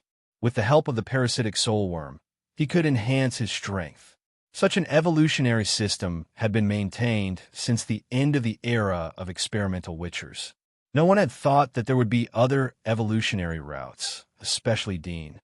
His worldview was the old era of scientific and technological materialism, and he knew the limits of human physical strength.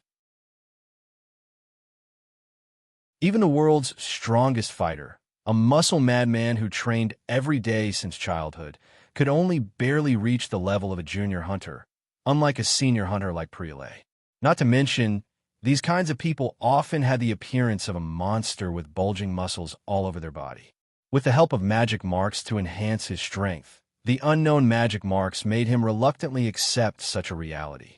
But among the residents of the Abyss, they could enhance their physique just by eating. Even if he ate the best delicacies in the world and the most nutritious comprehensive food, it might not have such an effect, right? How much can a human body absorb?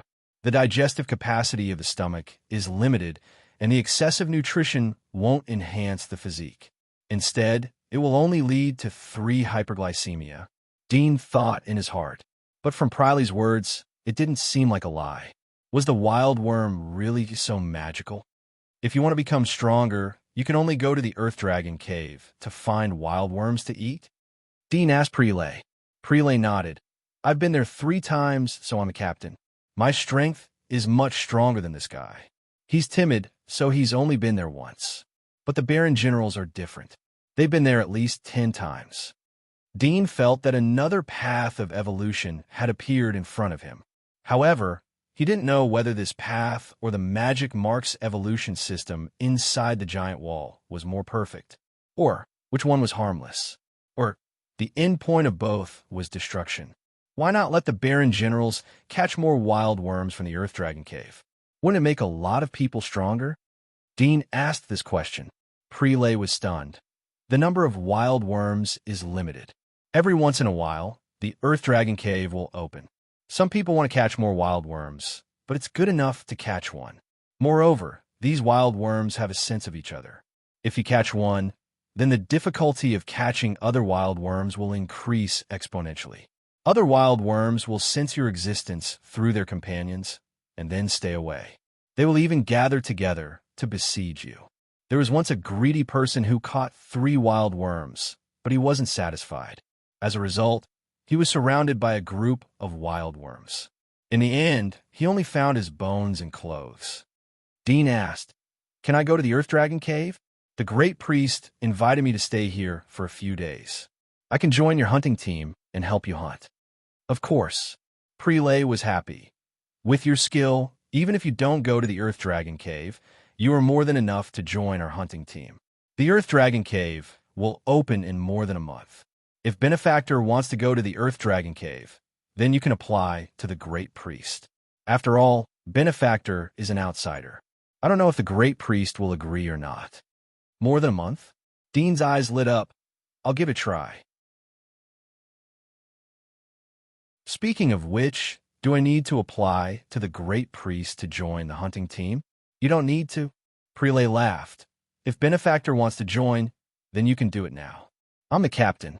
I can let Benefactor directly become a member of our team. But it's a bit of an injustice to Benefactor. It's a small matter. The companion reminded him again. Prelay glanced at him. Dean smiled. It's not an injustice. My identity is sensitive. I'll stay here for a while and then leave. It's good that I can help you a little. The position doesn't mean anything to me. Benefactor doesn't plan to stay for a long time? Prelay asked. Dean shook his head. I'll see. Prelay understood and didn't ask any more questions. Remembering that he hadn't eaten the fish on the plate yet, he hurriedly said, Benefactor, please eat the fish first. We've been chatting and it's getting cold. Please enjoy your meal, Benefactor. We'll be heading back first. If there's anything you need, you can find me at number 21. Dean nodded. The houses were engraved with numbers. It wasn't difficult to follow the numbers. Dean looked at the blue fish after they left. He missed the days when Noyce was by his side. However, from the reaction of Prelay and the Great Priest, it seemed that they wouldn't poison the fish.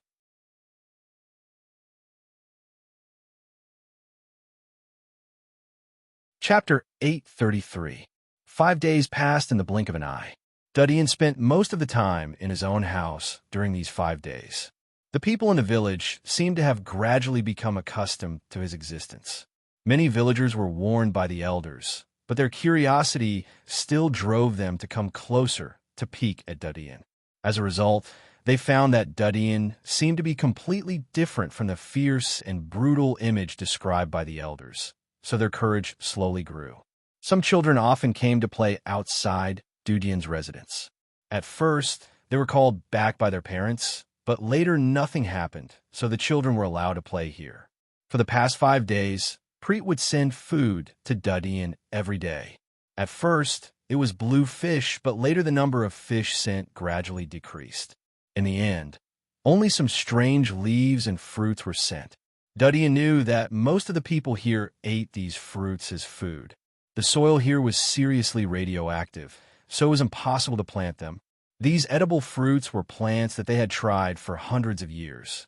They were transplanted into the village, but there were not many of them. Therefore, even the light fruits were very precious. Most people could only eat some boiled watergrass and bark. Dudian occasionally wandered around the village. Everywhere he went, he would attract the surrounding residents' hostile gazes, but he didn't care. After 5 days of contact, he found that the population in the village was not large. A total of 400 or 500 people were spread out around the temple where the Great Priest lived. Most of the villagers couldn't have children because of radiation, especially the members of the hunting team who often went out to explore. Therefore, women and children were extremely precious here. In this highly scarce situation, there was an unimaginable marriage between a maid and many husbands. In this kind of absurd marriage, there was still the existence of love. For example, Preet, who often came to deliver food to Dudian, shared his wife with 2 other men. In this case, he still loved his wife deeply. He also thought that his wife also loved him deeply. Both of them were in love with each other. Moreover, he was not jealous of the existence of the other 2 people. Instead, he was good friends with the other 2 people. Dean felt that his worldview was completely destroyed when he knew about this. However, he thought about the dangerous environment and ferocious monsters that he had encountered along the way. It was extremely difficult and unimaginable to survive in such an environment for more than 300 years. In such an absurd environment, this absurd marriage and love was born. Dean had a special feeling every time he saw Pooh Lindley happily talk about his wife. Adaptation was a terrible thing. When you get used to it, you can no longer judge right from wrong. But in the final analysis, the standard of right and wrong was only based on the worldview that you have long been accustomed to. As a cliché saying goes, no one can see their own mistakes. No one knows that they are a clown. In addition to this strange marriage system, Dean found that the residents here seemed to have some leisure and hate work. In addition to the hunting team, other old people and women stayed at home all day long, in a daze, playing simple games to pass the time. It seemed that no one thought about improving the environment, and no one thought about creating anything. After asking a few people, Dean knew that they were counting on the Grand Priest. In their minds, the Grand Priest was an omnipotent existence. He was the apostle appointed by the desolate God, and he had the power of God. Because of this, many people had lost their desire to struggle. After all, they only needed to ask the Grand Priest to answer their questions. Why would they waste their time thinking about it? It made Dean think that a good leader may not be able to bring out a group of outstanding talents. However, there are also environmental factors. In this sealed, underground world, their range of activity was very limited. Over time, people became lazy. Dean was familiar with the atmosphere of this place. His physical strength had reached the bottleneck of the peak of the Dominator level. Even if he injected more God Serum, he wouldn't be able to reach the level of the Abyss. However, there was no limit to the improvement of combat skills. Dean was able to get the secret combat skills of the Dragon Clan, the Wing Clan, and the Rock Clan because of his rights as a Wall Lord. The Dragon Blood skill of the Dragon Clan, the Diamond Body of the Rock Clan, and the Lightning Wings of the Wing Clan were all very practical combat skills. Benefactor, Pooh Riley carried the stone box and trotted to the outside of Dean's house. He excitedly rushed in and saw Dean crawling on the ground in a strange posture. He laughed. "Benefactor, are you exercising?" Dean stood up from the ground. He didn't blame Pooh Lilei for not knocking the door. "Why are you so happy?" Pooh Lilei grinned. "The Grand Priest said that we can go to the Bluefish Lake at dawn tomorrow. There won't be any danger." "Is that so? That's good. We can catch more this time." Dean faintly smiled. He had asked Pooh Lilei to take him out to hunt in the past few days. He wanted to rely on the harvest to quickly establish a friendly relationship with the village. However, Pooh Lilei refused because it was too dangerous. Now he could finally go out and get some fresh air. "Yes," Pooh Lilei excitedly said. "This time we can definitely catch a lot. I'll go back and prepare a bag. Benefactor, I'll come to you in the evening. Let's meet at the tunnel." "Meet?" Dean asked. "Are there others?" "Yes, I heard that Benefactor's strength is extraordinary. Many people want to join us and go to the Bluefish Lake with us." Pooh Lilei laughed. "I saw that the situation of their families was not very good, so I agreed. Anyway, the Grand Priest said that there will be no danger as long as there are no more than 20 people. So in addition to us, there are 18 people." "Okay." Dean nodded, but there was some helplessness in his heart.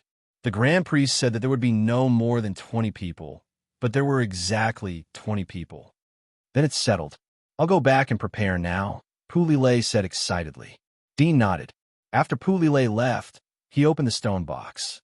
There were 2 small blue fish inside. He hadn't eaten this fish for 2 days. He thought that tomorrow's departure would be a big harvest, so he took out all the fish he had. "I don't know how it tastes when I catch the thing at the bottom of the lake." Dean thought of the horrible monster fish in the depths of the lake, and his eyes flashed slightly. Since he intended to perform well and establish a friendly relationship with these villagers, this time he naturally couldn't be ordinary.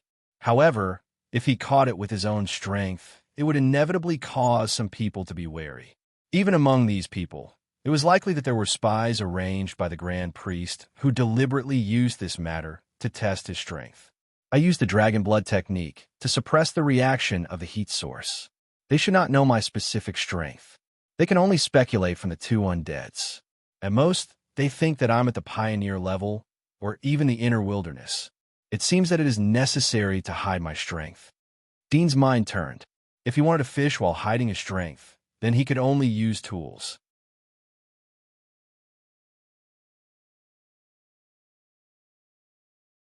Chapter 834.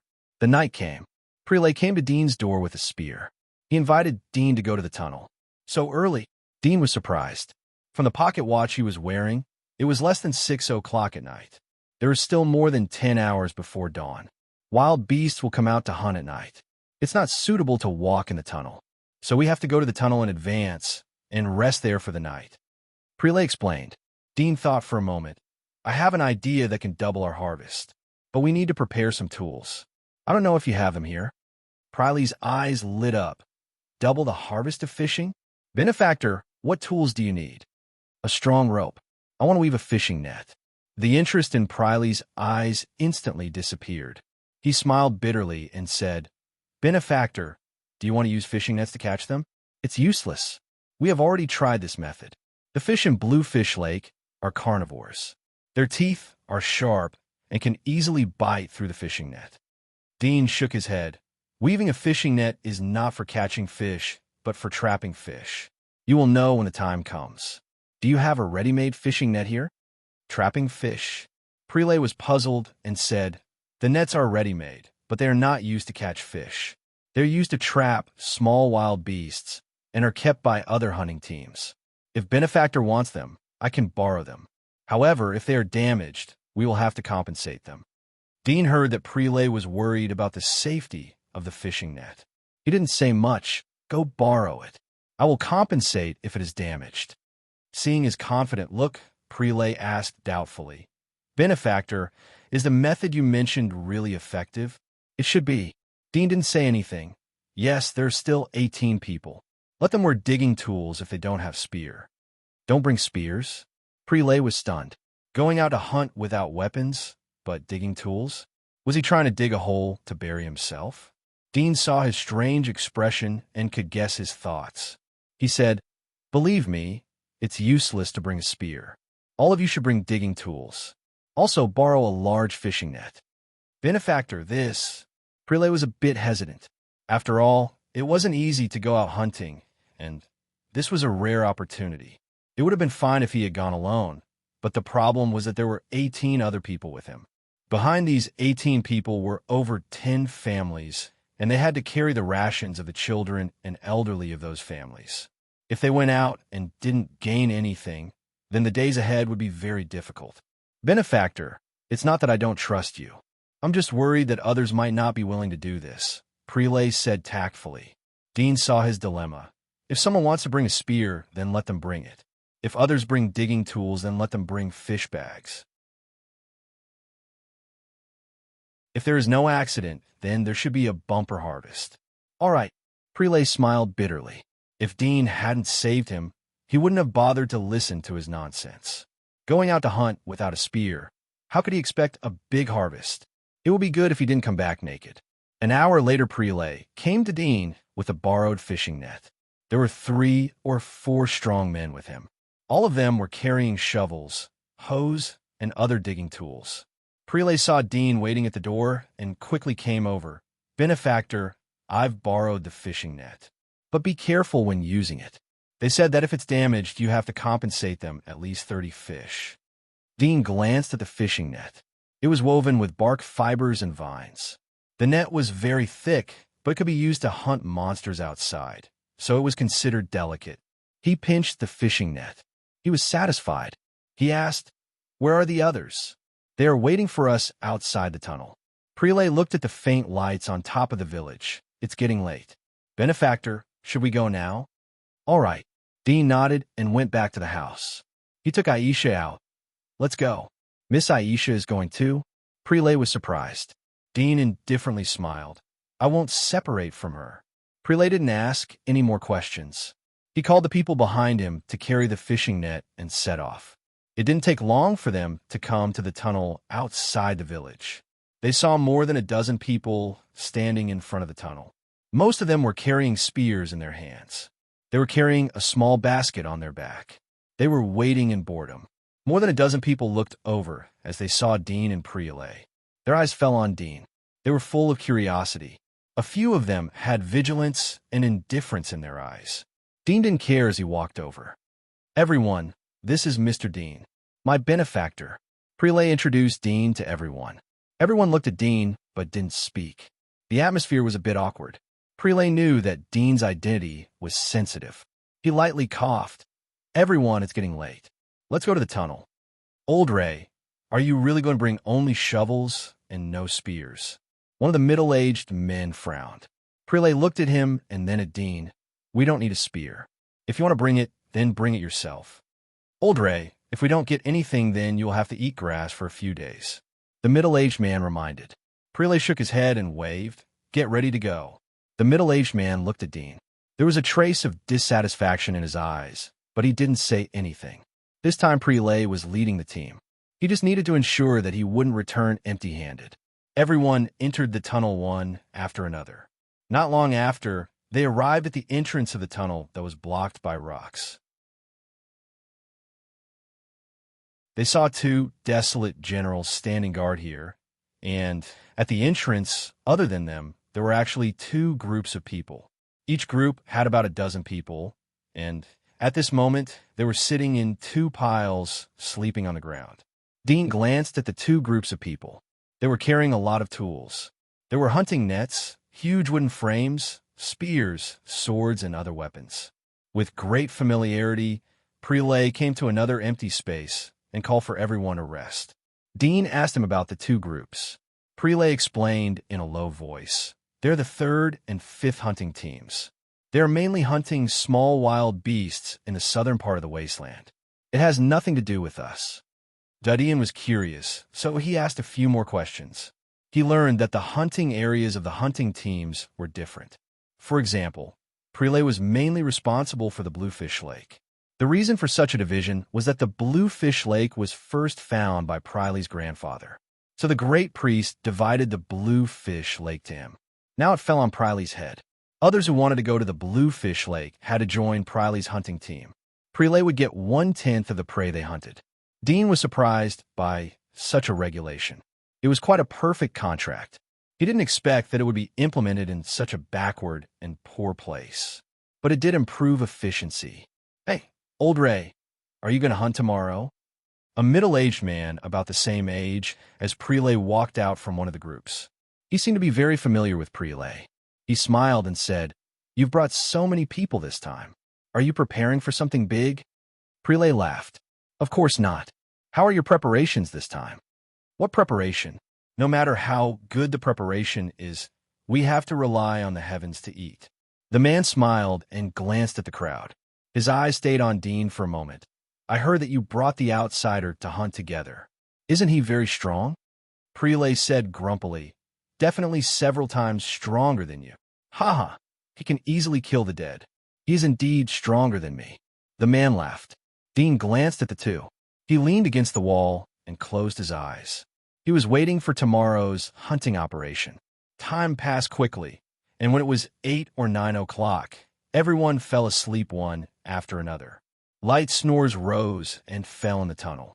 In the darkness, they didn't know how much time had passed until a rough voice called out, "Wake up, it's time." Dean woke up from his light sleep. He opened his eyes and saw that the others were also waking up. The one who spoke was the wilderness. The rock at the entrance of the tunnel had been pushed open. Prelay also woke up. He patted the people who were still sleeping and pulled everyone up. "Get ready. We are going." Everyone quickly packed up their things and followed Prelay out of the cave. In the blink of an eye, 3 groups of people went to their respective hunting sites. The sky was bright. Glimmers of light shone from the clouds. Dean smelled the unique humidity and freshness of the early morning in the wilderness. He felt that all the pores on his body were slightly stretched out. His consciousness was extraordinarily clear. He held Aisha's hand and followed Prelay. They crossed the woods and walked for a while until they came to the blue lake. The lake was as calm as a mirror. It was a beautiful blue lake. Everyone's eyes lit up as they saw the blue lake. They couldn't wait to go forward and fight. Dean sniffed the air. He smelled the residual smell of blood in the air. He saw a few messy monster paw prints in the distance. It seemed that other monsters had come here in the past few days. It seemed that they had experienced a fierce battle. It seems that this water source is a good place to attract monsters. Dean thought in his heart. At this time, Prelay came to Dean's side and asked, "Benefactor, we have limited time. We only have 2 hours. What are you going to do?" Dean knew that time was pressing. He didn't want to be long-winded. "Go to the shallow water where you caught fish last time. Listen to my command and dig a deep pit. We will lead the fish to the pit we dug. Finally, we will concentrate on fishing." Prelay was at a loss. After all, he didn't even bring a weapon. He could only listen to Dean's command. He turned and gathered everyone. They came to the shallow water where they had caught fish last time. He looked at Dean. "Where do we dig a pit?" Dean pointed to the shallow lake and said, "Make an opening here and dig a pit here. Everyone start digging immediately. Dig the pit 2 meters deep and extend it to here. About 10 meters. Prelay looked at Dean's gesture. Although he had never thought of this method, but from Dean's gesture, the feasibility was extremely high. He immediately called everyone get ready. Follow Mr. Dean's instructions." Then he took the shovel to the lake and quickly dug the soil. The others looked at each other and followed him to dig the soil. The other 7 or 8 people with spears saw the actions of Prelay and others. They looked at each other and were at a loss. They didn't know whether they should help or wait. Soon, the middle-aged man who had previously reminded Prelay took the lead and left. He came to another foothold near the shallow lake. He took the spear and stabbed the fish into the water. Soon he got one and put in the basket. The others saw that he had a harvest and immediately surrounded him. They found a foothold in the shallow water and used spears to stab the fish. There were as many small blue fish in the lake as there were hairs on a cow. When they saw someone approaching, they all gathered around the lake. Some of the small fish jumped up and bit the tip of the spear, their small mouths full of sharp teeth. Dean looked at them, but didn't say anything. His eyes swept to the center of the lake from time to time. He was wary of the terrifying fish lurking to attack them. At the same time, he came to the side of the woods. He used a sword to cut the trees and cut them into small wooden sticks. He used them to prop up the fishing net into a long basket. After a moment, the deep pit that Dean had pointed out was dug. Everyone had a hunter's physique, so the efficiency of digging the pit was very fast. "Benefactor, what about now?" Prelay wiped the sweat from his forehead as he glanced at the people on the other side of the lake. There was a trace of heat and tension in his eyes as he asked Dean, "Put the fishing net here." Dean gestured for him to put the fishing net horizontally into the deep pit. Several people worked together, and soon the fishing net was fixed in the pit. Dean took the shovel from Prilay's hand and quickly dug out the middle of the pit and the lake. The lake water slowly flowed into the deep pit, but the blue fish were attracted by the few people. Only a few small fish flowed into the deep pit along the lake water. Dean swung his sword and stabbed into the lake water. He picked up a small blue fish. His wrist slightly turned, and the sword quickly cut the small fish into several pieces. Blood flowed out. He threw the pieces into the middle and the end of the pit. It didn't take long for the stimulation of the bloody smell to attract all the small fish in the lake. The lake was boiling, and the small fish kept jumping. As the lake water flowed, the small fish quickly rushed into the deep pit. It happened that the mouth of the fishing net in the deep pit was aimed at the mouth of the lake. All the small fish rushed into the net and swam towards the depths of the net. In less than a few minutes, the fishing net in the 2 meters deep and 10 meters long pit was filled with blue fish and lake water. There were at least hundreds of thousands of small fish in the net. Prelay and several other people who were digging the pit saw the scene and stared at it in disbelief. Dean saw that the time was almost up. He said to Prelay, "Block the mouth of the lake." Prelay came back to his senses and hurriedly called for the people beside him to go forward with shovels. They shoveled the soil from the pit into the mouth of the lake and filled it up. The lake water stopped pouring in. The pit was full of fish and lake water. Dean asked Prelay to continue to dig at the end of the pit. Dig deeper and let the lake water flow out. Prelay understood as soon as Dudian said it. The others were also enlightened. They picked up the shovel and started to dig the soil. They felt that their blood was boiling. Soon, they worked together to dig a small pit. The water in the pit quickly flowed out and was absorbed by the soil. The fishing net in the pit quickly sank. There were only struggling blue fish in the net. Dean looked at the time. Only an hour had passed. He estimated that he could make another net. So many. Prelay looked at the blue fish struggling in the net due to the lack of oxygen. His eyes widened in excitement. The others also looked straight at it. They swallowed their saliva. They felt like they were in a dream. Dean said, "Get ready to pull the net out. We'll make another net, and then we'll go back." Prelay was stunned when he heard Dudian say that he wanted to make another net. He subconsciously said, We don't have enough bags."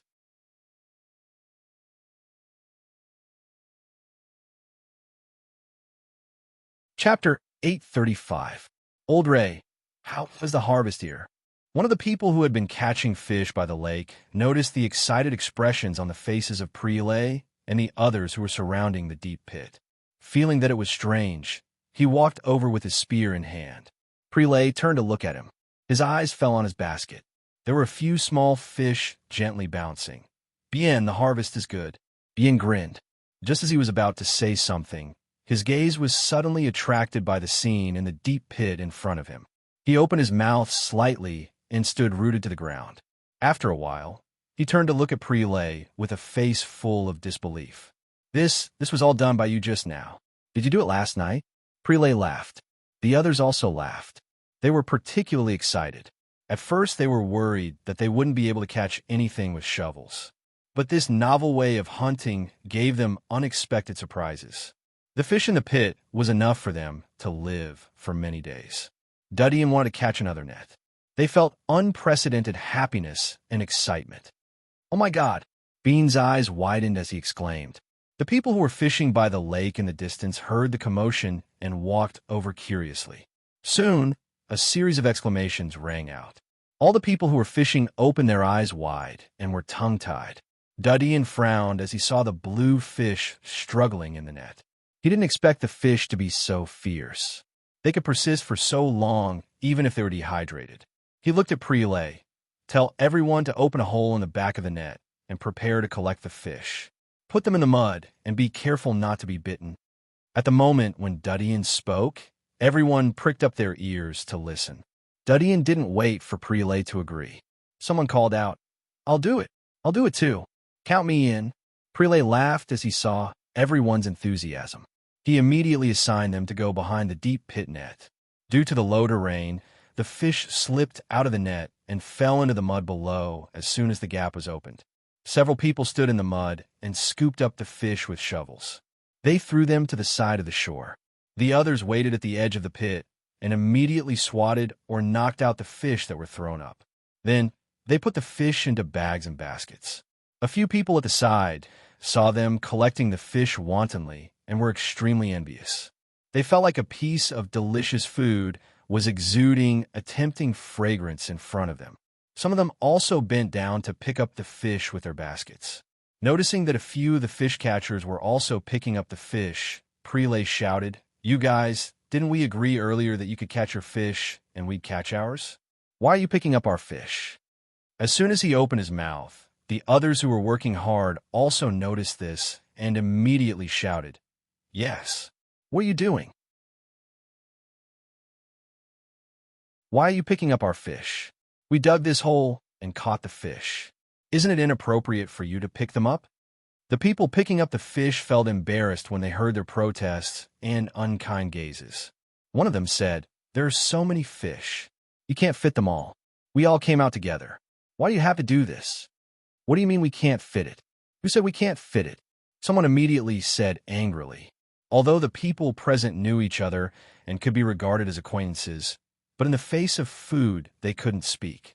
The people who were picking up the fish knew that they were in the wrong, but it was hard for them to watch helplessly as they couldn't get a single one of the fish. The middle-aged man who had tried to persuade Prelay earlier said, "Old Lay, we're out hunting. You can't be so heartless. There are so many fish, and you're not giving us a single one. Isn't that too much?" Priley's eyebrows twitched as he heard the words. "I told you to bring a shovel. Did you bring it? We were digging the soil, and you're picking up the fish. If we didn't catch a single fish, would you share the fish with us?" The middle-aged man was rendered speechless by his words. Dean saw that they were about to quarrel, so he immediately came out and called out, "Old Lay." Everyone saw him speak and immediately looked at him. "Let them take the fish. We are all from the same village. There is no need to divide the fish," Dean said generously. Prelay was a bit unwilling, but they didn't listen to you and talked about you behind your back. They didn't put any effort to catch the fish. Dean slightly raised his hand to stop him. "Life is not easy. Give me face and give him my share. I can't eat so much anyway." "How can that be?" Prelay shouted as he heard that Dean was going to give up his share. The people who were picking the fish didn't expect that Dean would speak for them. Moreover, he wanted to give up his share. They couldn't help but feel grateful, but also ashamed and remorseful. "Old Lay." Dean looked at Prelay. Prelay saw that Dean was so determined. He sighed in his heart. "Since you have spoken, as long as no one has any opinion, then let them have their share." "I have no opinion." "I have no opinion either. These fish are Mr. Dean's idea. Mr. Dean can divide it to whoever he wants." "Would you agree if Mr. Dean said that he wouldn't divide it to you?" "Aye." The others laughed as they heard the funny words. The atmosphere suddenly eased. "Hurry up and fill the fish," Dean said. Everyone knew that time was of the essence, so they clenched their teeth and worked hard. Those who were poaching the fish also helped out. Only when they were poaching the fish did they realize that the small baskets they brought were too small and could not hold much at all. Before they came, they thought that if they could fill one basket, it would be a great harvest. But now it seemed that compared to Prelay and the others who brought large bags, it was nothing. Many of them regretted their previous short-sightedness. It didn't take long for the fish to be thrown out of the deep pit. Dean looked at the time and ordered Prelay to reset up the fishing net. Then he dug the edge of the lake. The water rushed in along with a large number of blue fish. Everyone was secretly excited as they collected the small fish on the shore and looked at the shoals of fish that kept pouring into the fishing net. The people who were picking the fish finally knew why they were able to catch so many fish. Compared to them picking the fish one by one, this fishing method was simply looting.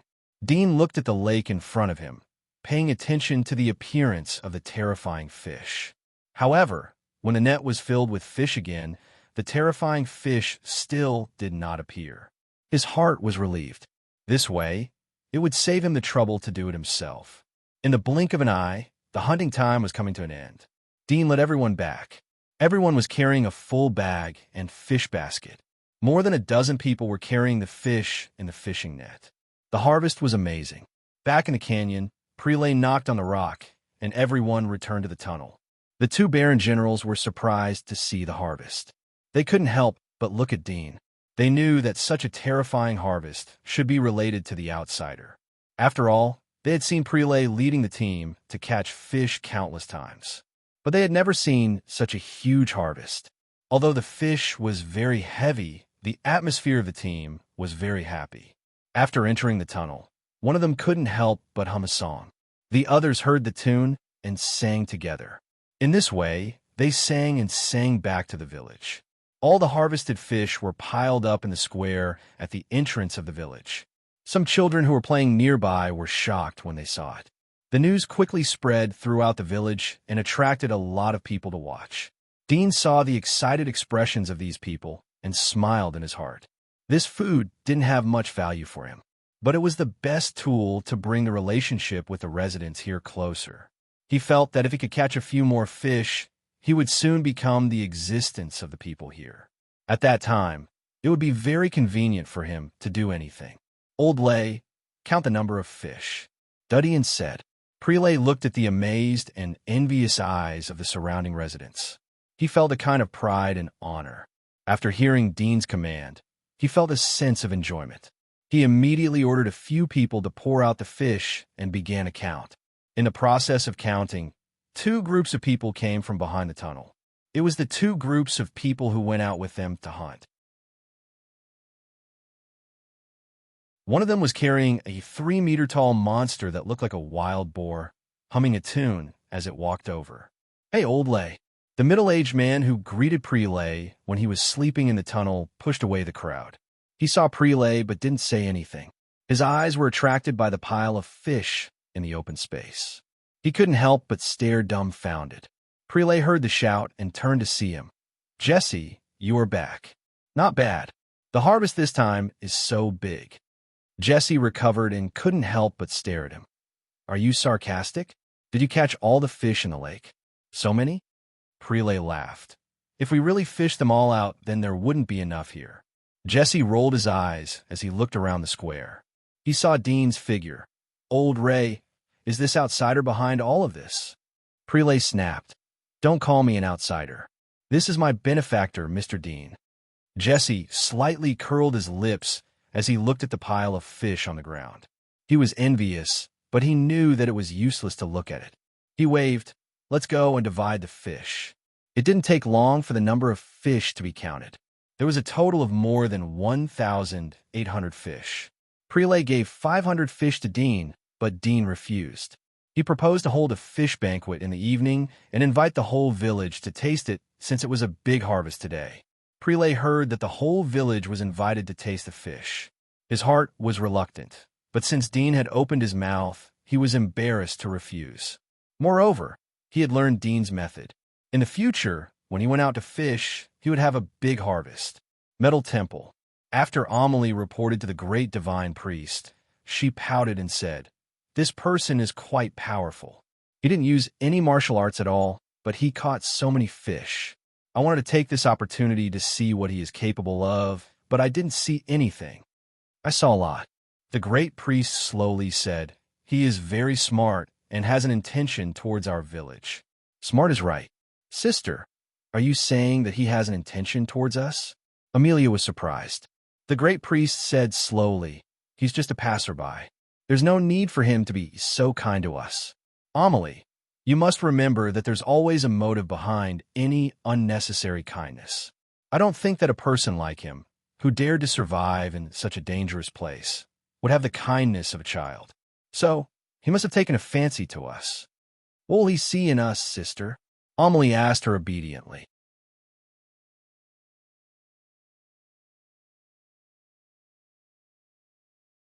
Chapter 836. 20 days passed in the blink of an eye. Dean stayed in the village all day. In addition to exercising, he ate, drank, and rested. There was very little entertainment here. Most people's habit was to eat and sleep. After all, sleep was the most energy-conserving thing. Parents supported their children to do the most. But such a phenomenon was undoubtedly a slow death. Since the end of the fish feast, Dean had not left the village. Prelay and others had looked for the great priest several times, but the answer they got was that it was not suitable for hunting, which made them quite disappointed. After all, it was not easy for them to learn Dean's fast fishing method. But after more than 20 days, they didn't have the opportunity to go again. Such a long interval was rarely seen in the past. Fortunately, there was still a lot of fish left after the fish feast. It was enough to sustain them for 1 or 2 months. After all, they had other sundries to eat. Dean wasn't anxious and waited quietly. He could guess the great priest's thoughts. She was worried that his relationship with the villagers would be too close and threaten her existence. Soon, it would be the day when the Earth Dragon Cave would open. Dean felt that it was time to meet the High Priest again. In the past 20 days, the High Priest hadn't taken the initiative to find him, and he also hadn't taken the initiative to find the High Priest. Although they hadn't met, but Dean could roughly guess her thoughts. Now it was time to talk face to face. He came to the small square in the center of the village. He looked at the metal ball that was fishing in midair. Every time he saw it, there was a kind of amazing feeling. The contrast with the rough rock houses around, it was very clear. Dean said to the general in front of the stairs. I want to see the great priest. Trouble me to inform her. The general looked at Dean indifferently. He went up the stairs and whispered in front of the cabin door. There was a light sound from the cabin. The general understood and came in front of Dean. Please. Dean nodded slightly. This time he didn't bring the demon hunting tool, so naturally he didn't need to disarm himself. He stepped on the stairs and came to the cabin door. The cabin door slowly opened. It was still luxurious and bright inside. Dean went in and saw Amelie, who was standing in front of the curtain. Mr. Dean, how are you living here? Amelie looked at Dean with a smile. Dean indifferently said, The environment here is average, but the people are good. Mr. Dean really knows how to talk. Of course, our place can't compare to the divine wall you live in. Amelie chuckled. Dean glanced at her and looked at the great priest. Greetings, great priest. Mr. Dew, you don't have to be so polite. The great priest smiled. Dean stared at the great priest's eyes. Great priest, I came here today because I have something to ask of you. The Earth Dragon Cave will open soon. I'm quite curious about the Earth Dragon Cave. I want to go in and talk about it. I hope the great priest will allow me to do so. The smile in the great priest's eyes slowly faded. Mr. Dean, what do you mean? There's no overtone. That's what I mean. Dean looked at her. The great divine priest frowned and said, Mr. Dew, are you here for the Earth Dragon Cave? Great priest, I know nothing about the Earth Dragon Cave. I heard from the villagers that the wild worm can enhance one's strength. Who doesn't want to get such a thing? Is there anything more attractive than power in this world? Dean said calmly. The grand priest stared at him and said softly, Could it be that your lover is not as attractive as your power? Dean replied, She is priceless and can't be measured by anything. Strength can be pursued. It's a vulgar thing. What a vulgar thing. The great priest sneered. You finally couldn't stand it after more than 20 days? Dean quietly looked at her. I just want to see if the wild worm is useful to me. If the great priest feels embarrassed, then forget it. I've been here for a long time. If you don't have a way to restore my lover, then I won't continue to waste time here. Goodbye. The great priest and Amelie were startled. They didn't expect Dean to leave so quickly. Amelie quickly said, Wait. Dean was relieved to see her timely reply. He intended to stay for a while and wait for them to persuade him to stay. If they didn't, then it would be embarrassing. Fortunately, the situation was as he wished. What? Dean looked at her.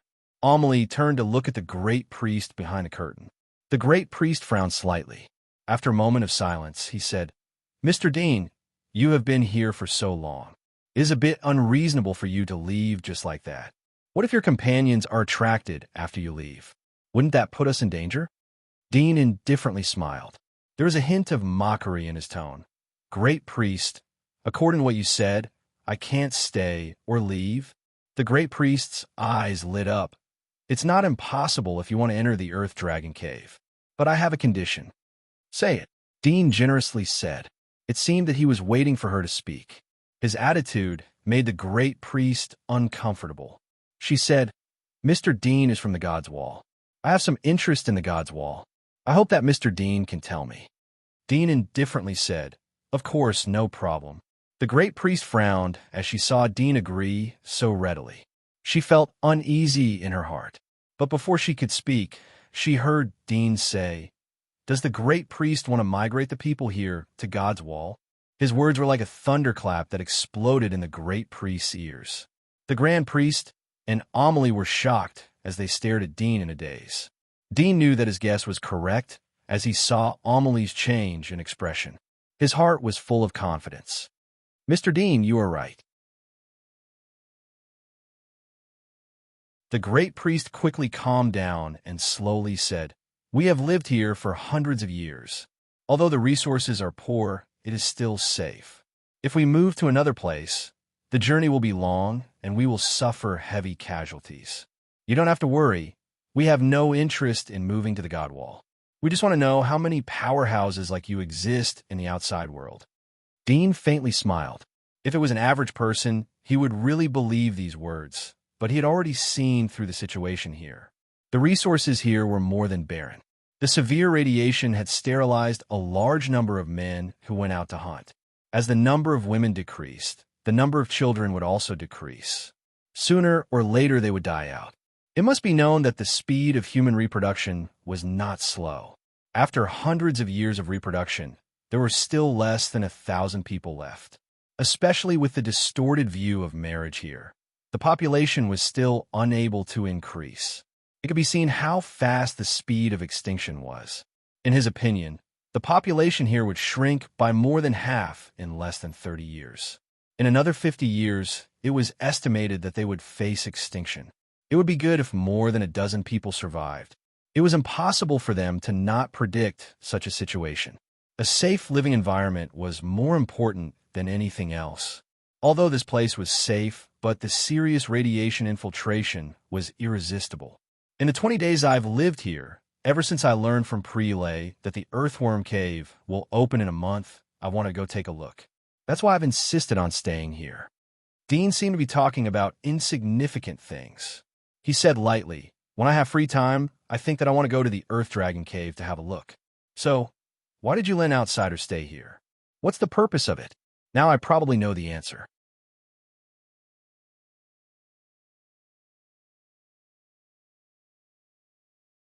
Chapter 837. Did you expect it? That's why you dared to come to us. The great priest coldly stared at Dean. She didn't want to continue to hide anything from Dean. Dean indifferently said, "I've been waiting for more than 20 days. I've guessed that you have an intention towards me, but I don't know what it is. I didn't know until you asked me about the God's Wall. I don't think it's a problem. The God's Wall is very vast, and most of the territory is uninhabited. Moreover, the environment here is heaven. It can accommodate all of you." Great priest's eyes lit up. "How do I know if what you said is true or false? If I didn't tell you in the beginning, then I would have guessed your thoughts. Would you be more willing to believe me?" Dean sneered. "I can pretend that I don't know anything and answer you foolishly. Then you'll spend time to guess. What's the point of that? What you're looking for is to move to the God's Wall. It's a very, very, very small thing. It's like a bug flying into your village. No one will notice it. Of course, the metaphor isn't appropriate, but it's the fact." Amelia was shocked as she looked at the great priest. According to Dean, the territory of the God's Wall was unimaginably vast. The grand priest's expression was indifferent. "It's not like I don't know anything about the Divine Wall. I know that the territory there is vast, and the Divine Wall is extremely tough. It can withstand the invasion of the majority of wild beasts. Tens of millions of people can live there. However, what I want to know is what kind of world the Divine Wall is like. Is it a world where the weak are prey to the strong?" Dean chuckled. "It seems that any world is like that. Isn't it the same here?" "Presumptuous." Amelie's eyebrows rose. "We're not like that here. We are very peaceful. There has never been a war. There is no war because they are tamed. They don't have greed." Dean faintly looked at her. "If another girl appears in the village and replaces your position, then she will be the goddess and you can only be an ordinary villager. Will you be willing to eat the same bad food as them? If you're not satisfied, what will you do? There is no war here, but the weak are still the servants. You are the rulers." Amelia gritted her teeth. "I won't." Dean shrugged his shoulders. Great priest coldly stared at Dean. It had been a long time since someone spoke to her with such an attitude.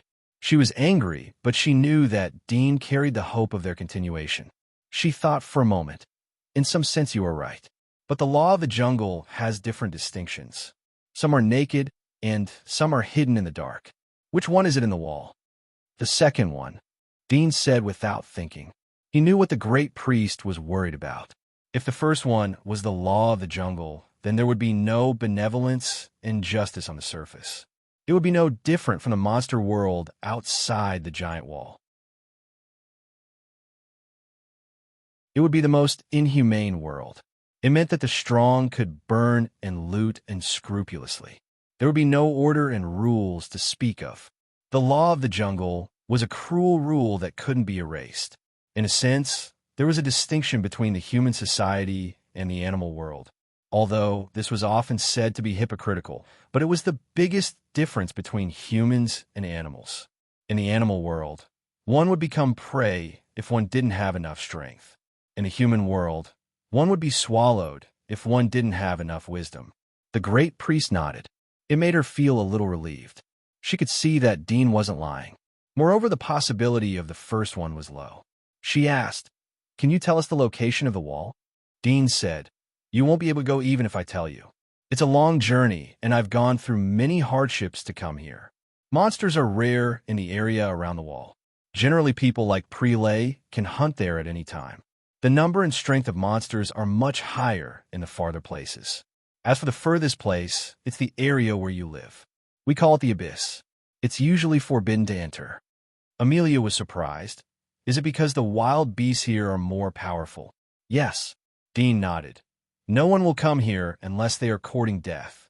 We usually hunt in the wasteland outside the Abyss. The area inside the wall is vast, so we don't need to hunt for sustenance. We rely on growing crops.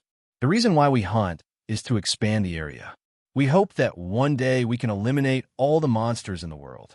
Then only we humans will be left, and we can go anywhere we want." Naturally, this point was replaced by his own expectations and wishes. The reason why the witches were hunting was because of the needs of the Monster Research Institute and also the needs of the Kingdom of God. Eliminate all the monsters? Amelia knew that the monsters Dean was talking about were the wild beasts. Her eyes lit up as she heard Dean's words. "There are so many monsters. Can we really eliminate all of them? It would be great if the origami were still here. If that was the case, we might really be able to travel to any place in the world like what you said. Unfortunately, we humans can only hide here. These wild beasts are too strong, and there are too many of them. They reproduce very quickly. There's no way we can kill them all." At the end of her sentence, her eyes dimmed, and her face was filled with frustration. Although the task is difficult, but we don't know if we don't do it. After all, we humans used to be the rulers of the world. Dean's eyes flashed with a trace of passion. Amelia was surprised. We were the rulers of the world? How is it possible? Why is it not possible? Dean looked at her as if it was a matter of course. The great priest stared at Dean and slowly said, "You are right. We humans were the strongest race in the world before the catastrophe. But since the death of the origami, the status of humans has ceased to exist. I hope that there are surviving origami in this world that will lead us to the strongest." Dean slightly raised his eyebrows as he thought that this had nothing to do with the origami. But from her words, he could see that they didn't know much about the things before the catastrophe. Otherwise, they wouldn't put the origami in such a high position. He did not continue to delve into this problem and changed the topic. "After I go to the Earth Dragon Cave, regardless of whether the desolate worms there can increase my power, I will tell you the location of the Divine Wall. However, it is still okay for you to hide here and live. If you move with so many people, the number of people who can reach the Divine Wall alive will not exceed 5, or even all of you will die." "No." The great priest frowned. "You have to tell us the location of the God's Wall first. You can't go even if I tell you." Dean helplessly emphasized. The great priest coldly said, "How do you know that we can't go? We will find a way to get to the God's Wall. Even if we can't think of a way, then the next generation will be able to find a way to move to the God's Wall." Dean saw that she was so stubborn. He thought that it wouldn't be a problem for them to go to the wall. There was more than enough space to accommodate them. Even if there was any conflict, it would be solved by Aristotle. He said, "Okay, I'll draw the route to the wall for you, but I can only draw half of it for you. I'll draw the rest for you after I come out of the Dragon Cave." Amelia was angry. "Are you worried that we will break our promise?" Of course. Dean didn't think about it. Amelia was so angry that her eyes rolled out. She stamped her feet, but didn't know what to say to Dean. The great priest calmly said, "That won't do. What if the route you draw is wrong? Won't we suffer in vain? It seems that we can't trust each other." Dean frowned as he felt the problem. Trust was a problem. Moreover, their ancestors had eaten the loss of outsiders. It was difficult to build trust. The great priest also saw the problem. He pondered for a moment and said, "I have an idea. You take Amelie back to the Divine Wall first. After you finish this, Amelie will write a letter for you to bring back. That way, there won't be a problem." Dean frowned. It was a bit of a waste of time. After all, He had experienced many dangers and wasted a lot of time. It would take several months to go back and forth. However, it was the only way. What if he kills me? Amelia was nervous and worried when she heard that she had to leave with Dean. The great priest said, "So, let Mr. Dean leave your lover here. When you bring back Amelie's letter, I will know." Dean didn't wait for her to finish her words. He flatly refused. "I won't leave her here." The great priest didn't expect Dean's reaction to be so intense. He frowned. "She is just a corpse. We won't do anything to her. What are you worried about? Don't say any more. I won't leave her here as a mortgage." Dean's eyes flashed. His body exuded a murderous aura. The great priest knew that Dean was irritated. He didn't say anything else. Amelia wanted to jump up, but didn't expect Dean's reaction to be stronger than her. She stared at Dean. "Can't my life be compared to hers? She is dead, but I am alive." You're tuning in to the Warrior Lore YouTube channel. Don't forget to subscribe and join us on this journey to catch the most captivating stories.